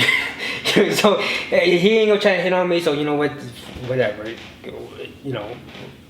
whatever, right? That's one thing I noticed with Muay Thai that has helped me. I think the other thing that I didn't notice until you notice the different muscles it works out. I just because there was times where my stamina is good, but I'm swinging, and the way I'm swinging is like out of like if I had no more stamina, but I'm breathing fine, and but I'm struggling to hit the thing so hard. Because my muscles, whatever muscle it's working on, has never felt that before, that type of moment. So now it's like fucking breaking down. So even though my stamina is good, my muscle, whatever that's called, the muscle, it's not good. My stamina is good, but my muscle is not good. So I'm hitting the fucking bag, and I'm like if I'm like fucking slow-mo, but I'm like, my stamina's fucking fantastic. And then that's when you realize, oh, even though I go to the gym and work out my muscles, they work out different muscles, and those muscles aren't up to par to my stamina and stuff like that. That's one thing I noticed. How nuanced it is. It's very nuanced. Like there's like so many things to it that you're like, it's just so difficult. Like it's so many things. Like it's like boxing. Boxing is easy in the sense that you only have to worry about the arms. That's it. The hand. I mean, you have to worry about the hands, arms. The punching. But with Muay Thai, you have to worry about the arms, you have to worry about the elbows, you have to worry about the knees, you have to worry about the legs, and now not only that, you have to be, there's you have to step out. Sometimes you could step out wide, sometimes you have to step out short, sometimes you step out, there's so many little things that you have to pay attention to and adjust to the circumstance you're in, and the situation you're in. You have to adjust to that, and the certain things you have to do to make sure this thing goes off and stuff like that. It's just it's very like so much to it that you just it's difficult. It's not the easiest thing to do. It's not the easiest thing to learn, and this is a constant reminder that it's not gonna take. I'm the exception because I like shit. I think I started in July of last year, and now it's January. So like July, August, September, October, November, December, January, like at least 6 months. 6 months in reality it's like 4 months, 5 months, because I was perfect for 3 to 4 months. I think 3 to 4 months I was every day. Then I just hit a bad fucking spot. I hit a bad fucking spot that I know I took off like 3 weeks for sure, 3 weeks, but it should be like maybe 6 weeks and altogether I took off. But so in reality it might be 5 months or 4 months, and there's somebody who's been like lesser than me and it's already in advance, and I'm still in the beginners class and stuff like that. So I'm saying I'm the exception that maybe. Because there's people who are already there and already in the advanced class where I'm not. So it's like, yeah. I don't want to say it's difficult. I just maybe I'm making it difficult, and these other people are just way better. You know what they are? No, they are better. They're just more or less. I'm just making it more difficult than it should be and stuff like that. But I think it's even at that. I think it is difficult. It's a difficult sport, and it's very nuanced, and it's just a lot of things to it that just there's a lot. So I think that's cool too with the muscles. You realize, oh, there's different muscles you haven't worked out, and it will show you what you haven't done by. Your stamina could be fucking fantastic, but if your muscles are not there, you're gonna get tired quick. Like my legs. They get tired quick. I think that confidence. I didn't because I typically the person who put their head down when I walk, and now I'm standing up straight. One because of Muay Thai, because you have to, because you can't, because you can't like have a boxer stance where you're like you have a little turtle stance. You could there's like things you could do, but is it wise to do? No, and having a turtle stance is not wise to do, because it means you're more lower, and there's a good chance you might get hit because you're more lower and forward. So you could get hit with an elbow, a knee, a kick, and you're closer to getting punched and stuff like that. So there's a negative. So it's one reason why I stand up straight now, because you have to in Muay Thai. But also I just realized too, like like how much I stand straight, and when I walk past people, how many times I see them with their head, when they walk past me, their head go down.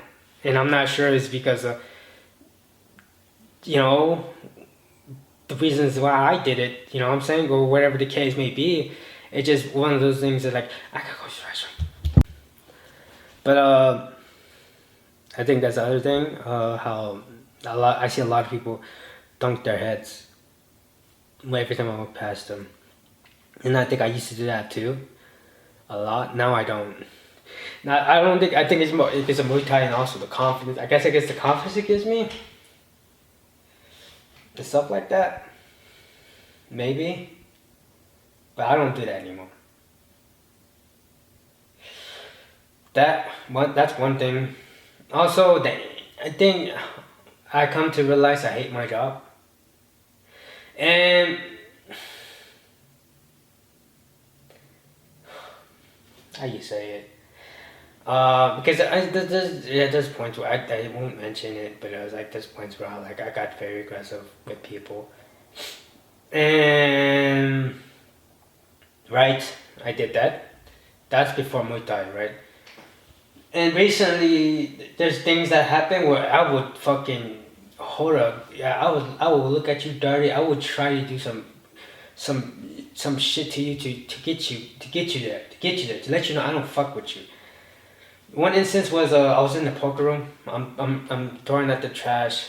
One of the supervisors, he's looking toward my general direction, because that's what they usually look at, right?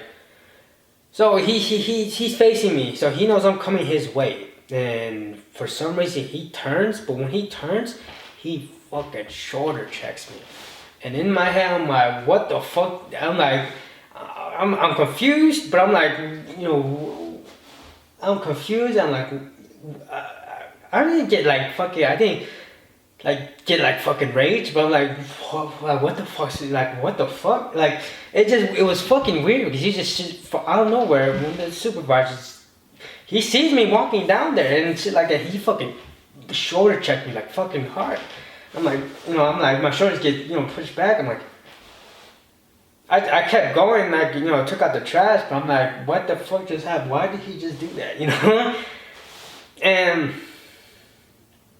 I think I would have not felt, I would felt a way about that.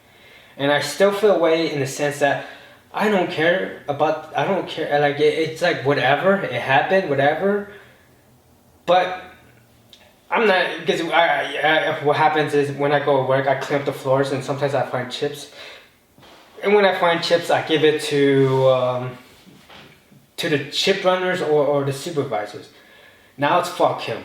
He ain't getting no fucking chips. If I find a chip, fuck that guy, right? But it's like, I don't fucking care enough to that he shoulder checked me. I'm like, it's like, one, why the fuck did you do that? Why? I don't fuck, like, I'm a person who keeps to himself, and sometimes I rub people the wrong way, because how I am sometimes. I'm not pleasant. I'm not a pleasant person. And it's one of those things where, if I were to act like that in my class, either my coach or my crews or the people I recall will put me in my place real fucking quick. But it's like, but I'm more, how you say it, I'm more free in there. It's more like I feel comfortable there. It's like my guys, I'm happy that I'm there in this recall, right? So it's like, I'm not the most pleasant person. I know I rub people off the wrong way because how I am and stuff like that, right? But at the same time, so check me for what I haven't dealt with this fucking guy like anything like that, so I don't know why he did that. It's just, if it wasn't for Muay Thai, I would have felt a way about it, and I would have done something about it. You know what I'm saying? I would have done something where I would like recall. I would have been very aggressive about that with him. But because of Muay Thai, it's like whatever. And the only thing I'm like, you ain't getting no chips from me, motherfucker. That's it. And there's another instance where I'm walking, and I'm going to the back to get the trash and stuff like that. The bin that I had to carry around to grab the trash, the little metal cart. I'm going there, I'm opening the door, and there's somebody on the other side. I'm like, I stopped before I fully opened it. And the guy's right there, and he swung the door open, but he swung it where my elbow was still in the way. So if he did it, if I had my elbow out in the way, it was so close to catching my elbow that he could have fucked me up. And I was pissed that I jammed the door in front of me, and so that he knows I'm not fucking happy with him. But after that, I'm like, whatever. I see that fucking fat ass every day, and I don't feel away. But it's like, don't fucking talk to me, don't fucking get near me. But it's not like this rage that I used to have. Like, if it was weak, I would have been like, you fat motherfucker, I would fuck you up. But because it's Muay Thai, I was like, get the fuck out of my way. It's like, that's it. It's like, you could have fucked my elbow off because you want to, for whatever reason, you thought I don't know why the fuck you thought you took it any other way than what it was by accident, and you nearly clipped me, and maybe now I see him, there's no weak up. I know if it wasn't for Muay Thai, there would have been a way. I would have felt a way about this guy, and I would have let him know I felt a way about this guy. And I think that's the good thing. Muay Thai has taught me outside at least. I'm more confident at just staring at women, which is weird because, you know, that's weird that you can stare at a woman and not feel fear. No, feel fear, and now I can stare at them not feeling fear because of Muay Thai, and then that anger, it's no longer a rage, or no longer a grudges or whatever hostility toward people anymore. It's more or less when they do something wrong to me, it's like whatever. It's like not wasting my air on you, or my time on you, my space on you. And what else? It has made me feel more confident, just holding myself upright. I think that's the thing. Also, the thing I talk about is very positive, very you're working out and it helps you with the happiness and stuff like that. So I think there's a lot. I think that a lot of good things about it. A lot, and there's some things that help me understand myself a little bit more better. Yeah, I think. Oh, God damn it. I think. God damn it. I think. Well, okay. So there was this. Okay. So that guy. I remember I was sparring with my coach, and he's trying to take my head off, and I'm trying to survive. I'm running. I'm trying to survive. And I'm like fucking panicking because he wants my head gone. And I'm panicking and I'm running and I'm trying to survive. And finally we stopped. And like I'm like for relief. I'm like, oh God. Oh, I'm so happy that I no longer have to worry about dying. And then he's my coach is also a fighter too, so I understand why I'm scared. And so the fighter, there's another fighter. He was getting trained and stuff like that, right?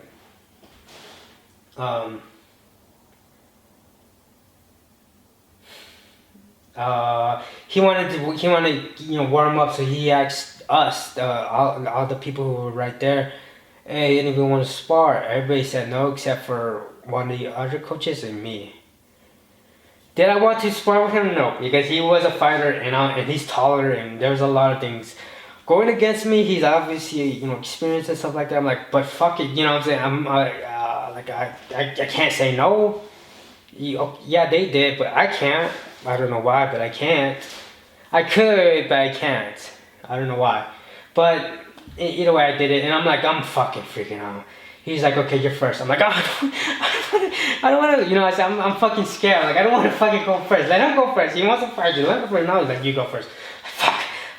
And I'm like, fucking, counting my days, my minutes I have left on this earth and shit like that. And I'm like, oh, I'm going to get my ass kicked by this guy, right? And then, as we start, nice, you just pump. Nice. He was nice. He wasn't trying to take my head off. He wasn't trying to do nothing. He was just like, pum. And I don't know what it was, but that demoralized me. I was getting chased around by my coach, and he was trying to take my head off. And then all of a sudden, I get the high, then I go all the way straight down to the low, and I looked at him and I turned my glove like if I was turning a knob to turn it up a little bit. And he's like, you want me to go harder? No, I was like, no. I was like, no, just a little bit, and also you got my other fear is the crew. The crew's right there next to us, and he's seeing this, and I'm like using my fucking brain. I'm like, he's right there. He's probably thinking I'm trying to fucking how you say size his son up, and I'm like no. And in my head, I'm like I'm not trying to size this up. And so I'm like I'm trying to deal with the fighter. Like hey, I'm not trying to say recall just a little bit, and because I just dealt with getting chased by almost getting killed by my coach, and now I'm getting less of that. I'm getting like a little pillow fight, and it's like.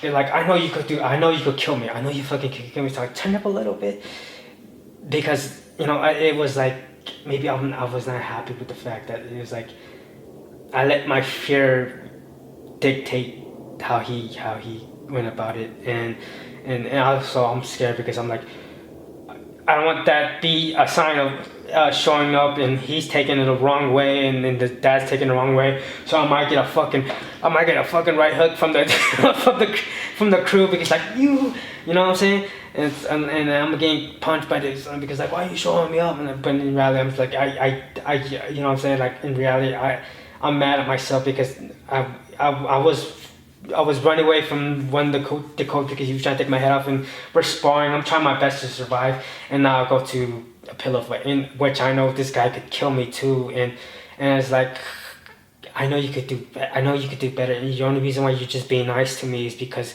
I'm scared, and I don't want that to be the reason that dictates the way you go after me because I know you could kill me far worse than that guy, and that guy could kill me easily, and.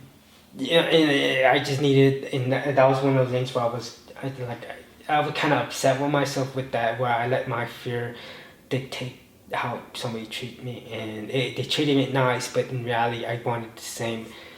I wanted the same respect my coach gave me, which was I don't give a fuck. I'm gonna fucking kill you. I don't give a fuck. I'm going to fucking kill you. And I wanted the same respect for that, but he gave me too much. Where he's like, I'm not gonna hurt you. I'm just trying to get light work in, and it's gonna be soft and stuff like that. But really, I wanted the same energy as the other one. But because of my fear, I let that dictate how he approached me. And there was another instance where I was like, I think it was what was it? It was my coach. Oh, this guy. Another fighter. It was another fighter. I'm telling you, this guy hits like fucking bricks. He hits like fucking bricks, right? He hits me in the chest because we're running tapes, and he was. I was with my coach, so my coach is. He's nice to me and stuff like that. He's nice to me, and the fighter, he was going against one of the other beginners, and I don't know what happened, but the beginners needed a break, and maybe because the fucking fighter was just fucking caving his chest in, because when I went to go with him, that's what he was doing to me. He was caving my chest in with his fucking feet, and I'm fucking sacking myself up like going in, and he's fucking just jamming my fucking chest because you have to take the tip. I forgot why we had to take the teeth, right? And I was taking the fucking teeth, and it fucking hurt. And I'm like, every time, like, I'm psyching myself up to go in, like, and I'm fucking like, boom, boom, boom, just getting stabbed in the chest by the teeth. And then the guy, all of a sudden, he was good, so he's trying to come in and say, hey, Anthony, come with me. I'm like, and I stopped, and I wanted to stay with him, even though he was fucking hurting me so bad. I wanted to stay with him. And I knew once I go with my coach was going to be nice. He was going to be nice to me. And I didn't want that. I wanted to stay with the coach. And I got mad at myself. I got mad at myself for listening to my coach instead of saying, hey coach, can I stay with him? You could be with that guy, whatever, but let me stay with the guy who's fucking caving my chest in. Because I know if I go with you, you're going to be nice and you're not going to hurt me. And that would piss me off. And I didn't say nothing. I just listened to my coach and went back to him. And guess what he did? He just tapped me. He's like, boop, boop, boop, boop. And I was so mad at myself. I'm like, why didn't I not fucking say? Why didn't I not stay with him, the fighter? Even though it fucking hurt. Every time I went in there, it fucking hurt my chest. I wanted to stay with him. And I didn't stay with him, and I got mad that I went back to my coach, and my coach was just tapping me, being nice. And I wanted to tell him to treat me, to do what he did to me, but my coach he got pissed, and he's like, no, because I was getting mad at myself. I was fucking mad at myself because I let him. I should have told him no. I want to stay with the fighter, and I just like. It was like I was fucking mad at myself, and I just said. I was trying to explain to him, hit me like he was hitting me, but he got mad because he think I was. I don't know what he was thinking, but he didn't like that.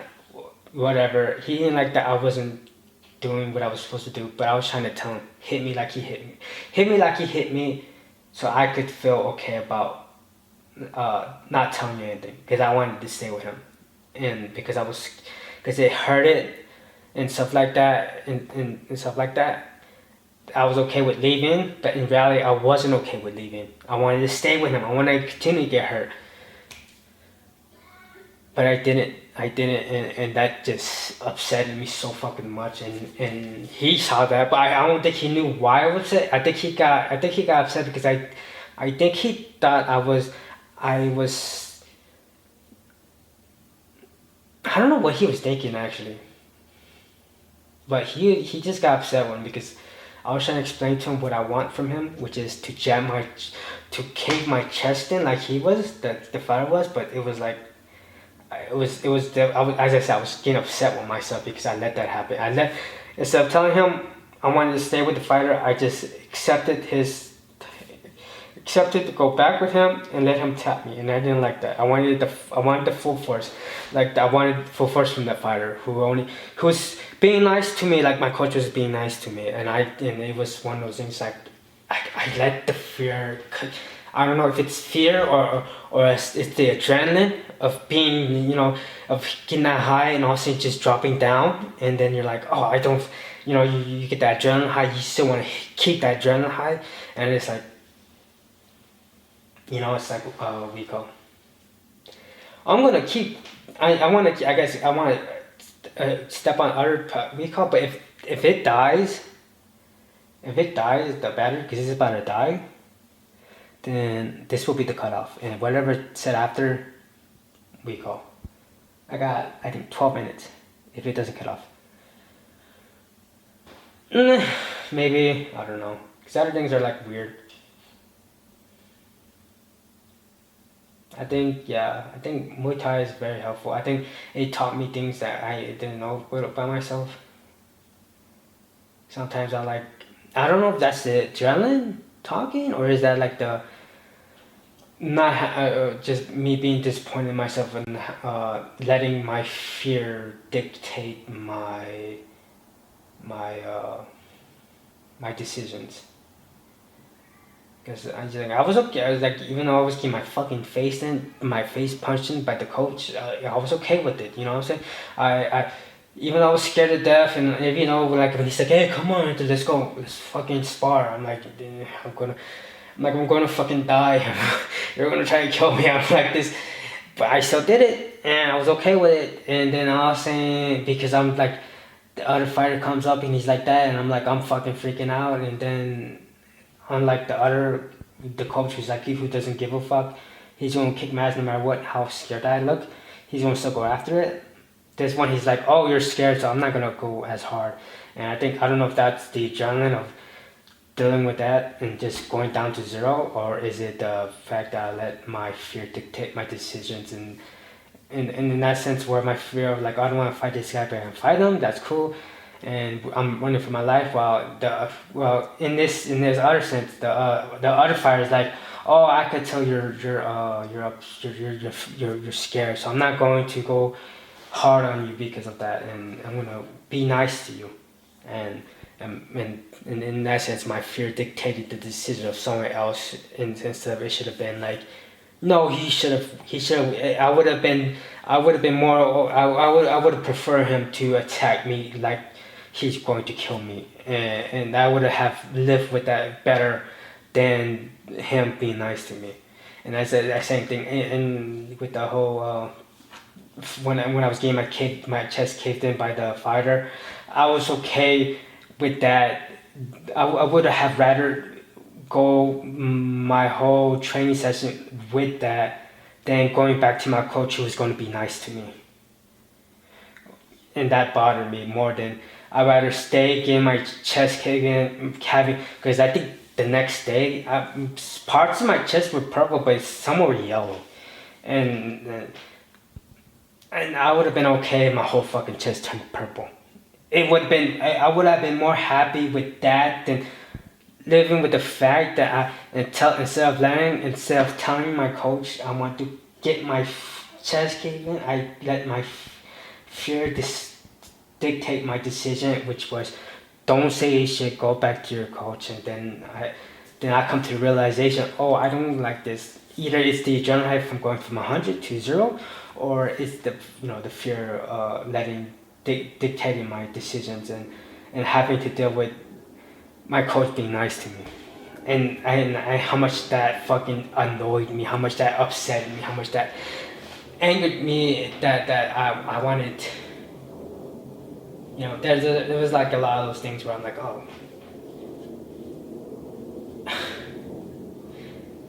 it's like cool. It's like, yeah, you're scared, but in reality you're okay. You would rather die scared. You would rather die fearful of your life than die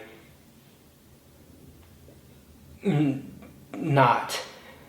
You rather be fearful of your life than not. Yeah, and that's that's what I'm saying. I'm not sure if it's the adrenaline or if it's me not accepting the fact that I'm not okay with not dealing with the fear. And I'd rather deal with the fear of dying than not. Yeah. So I think there's a lot of things it will teach you. At least in the fighting sense. The Muay Thai. It gets you confidence, it gets you in many aspects of women, and then confidence in how you carry yourself. You'll figure out what you are. I think also the problem with me right now is that I have a problem hitting people. And sometimes it's like, because I'm like the small person. There's smaller people in the advanced class, but mostly the people in the beginners class, they're all taller than me. They're all taller than me, and I'm like fucking small. And it's like if there's not the women or one of the advanced people who are, or at least someone who's at least smaller, close to my height,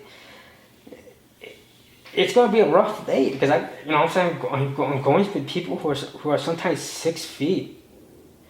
And that's just difficult to handle when you're like 5'3".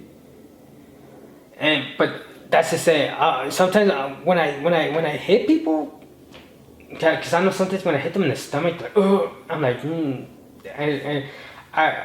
like, I didn't even hit you that hard, dude. I didn't even hit you that hard.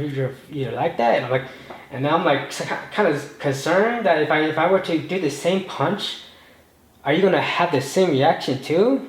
And sometimes I think that may be the case, but I'm afraid of hitting people, or maybe there was one instance, like I think it was last week, where I threw a punch, but I threw a punch. Oh my god! I threw a punch, knowing I was gonna get hit, but because I know I was gonna get hit, because I knew he was gonna throw a certain punch, and he did throw that certain punch, and I was gonna. I think I knew he was gonna throw the right side of his hand, and I knew it. So what I was gonna do, I was gonna come in with the overhand left hand, which I did, but I missed him. But I was like, I told him, I said, I knew you were gonna. I walked in there knowing I was gonna get hit, but I was gonna throw a punch at you, and I did, but I didn't land it.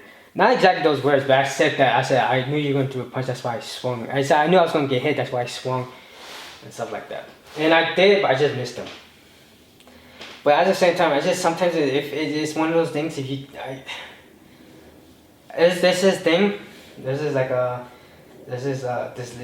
like videos where they're talking about these it's like the kids that has, one's the coach and one's a beginner, and it's like the coach's like, oh, come on, let's spar, and the beginner just taps him just like a poke, like a little poke, like a little poke, and the guy, the teacher coach was like, motherfucking cunt, and sometimes I think that's what's gonna happen.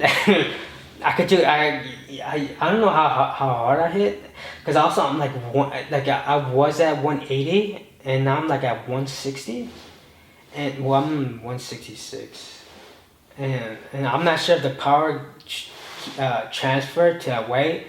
And I'm not sure if I'm still hitting at a 180 or if I'm hitting at a 160. But even at that, it's just I don't know if that's the reason. I'm scared that if I hit them the way I hit them, even sometimes it doesn't feel like I'm hitting them hard. I'm like soft hitting them. Is that like do it like you know what I'm saying? It's like oh shit, it's about to die. Yeah, but I think I have problems hitting, and I think that's one of the issues. And my legs are bad. My legs are really bad. I kick so bad, but I think that's my issue too is hitting. I think you'll learn a lot of stuff, and I don't know if it's my issue of hurting somebody or if it's just I'm afraid that once I go that we're gonna go full out or because when I hit someone in the stomach like oh my they like ugh, like they have the like the reaction to my punch. I'm like I didn't even hit you hard, and you just you're like squirming like that, and I'm like if I hit you the way I hit you like that to the face, are you gonna like fucking daze out? Like you know what I'm saying? And it's like, am I gonna hurt you that bad? There's like sometimes is it me just not knowing my own strength or not knowing how to pull the punch exactly well, or is it I'm just you know what I'm saying, or is it just I'm just stuck in my head and stuff like that? I don't know.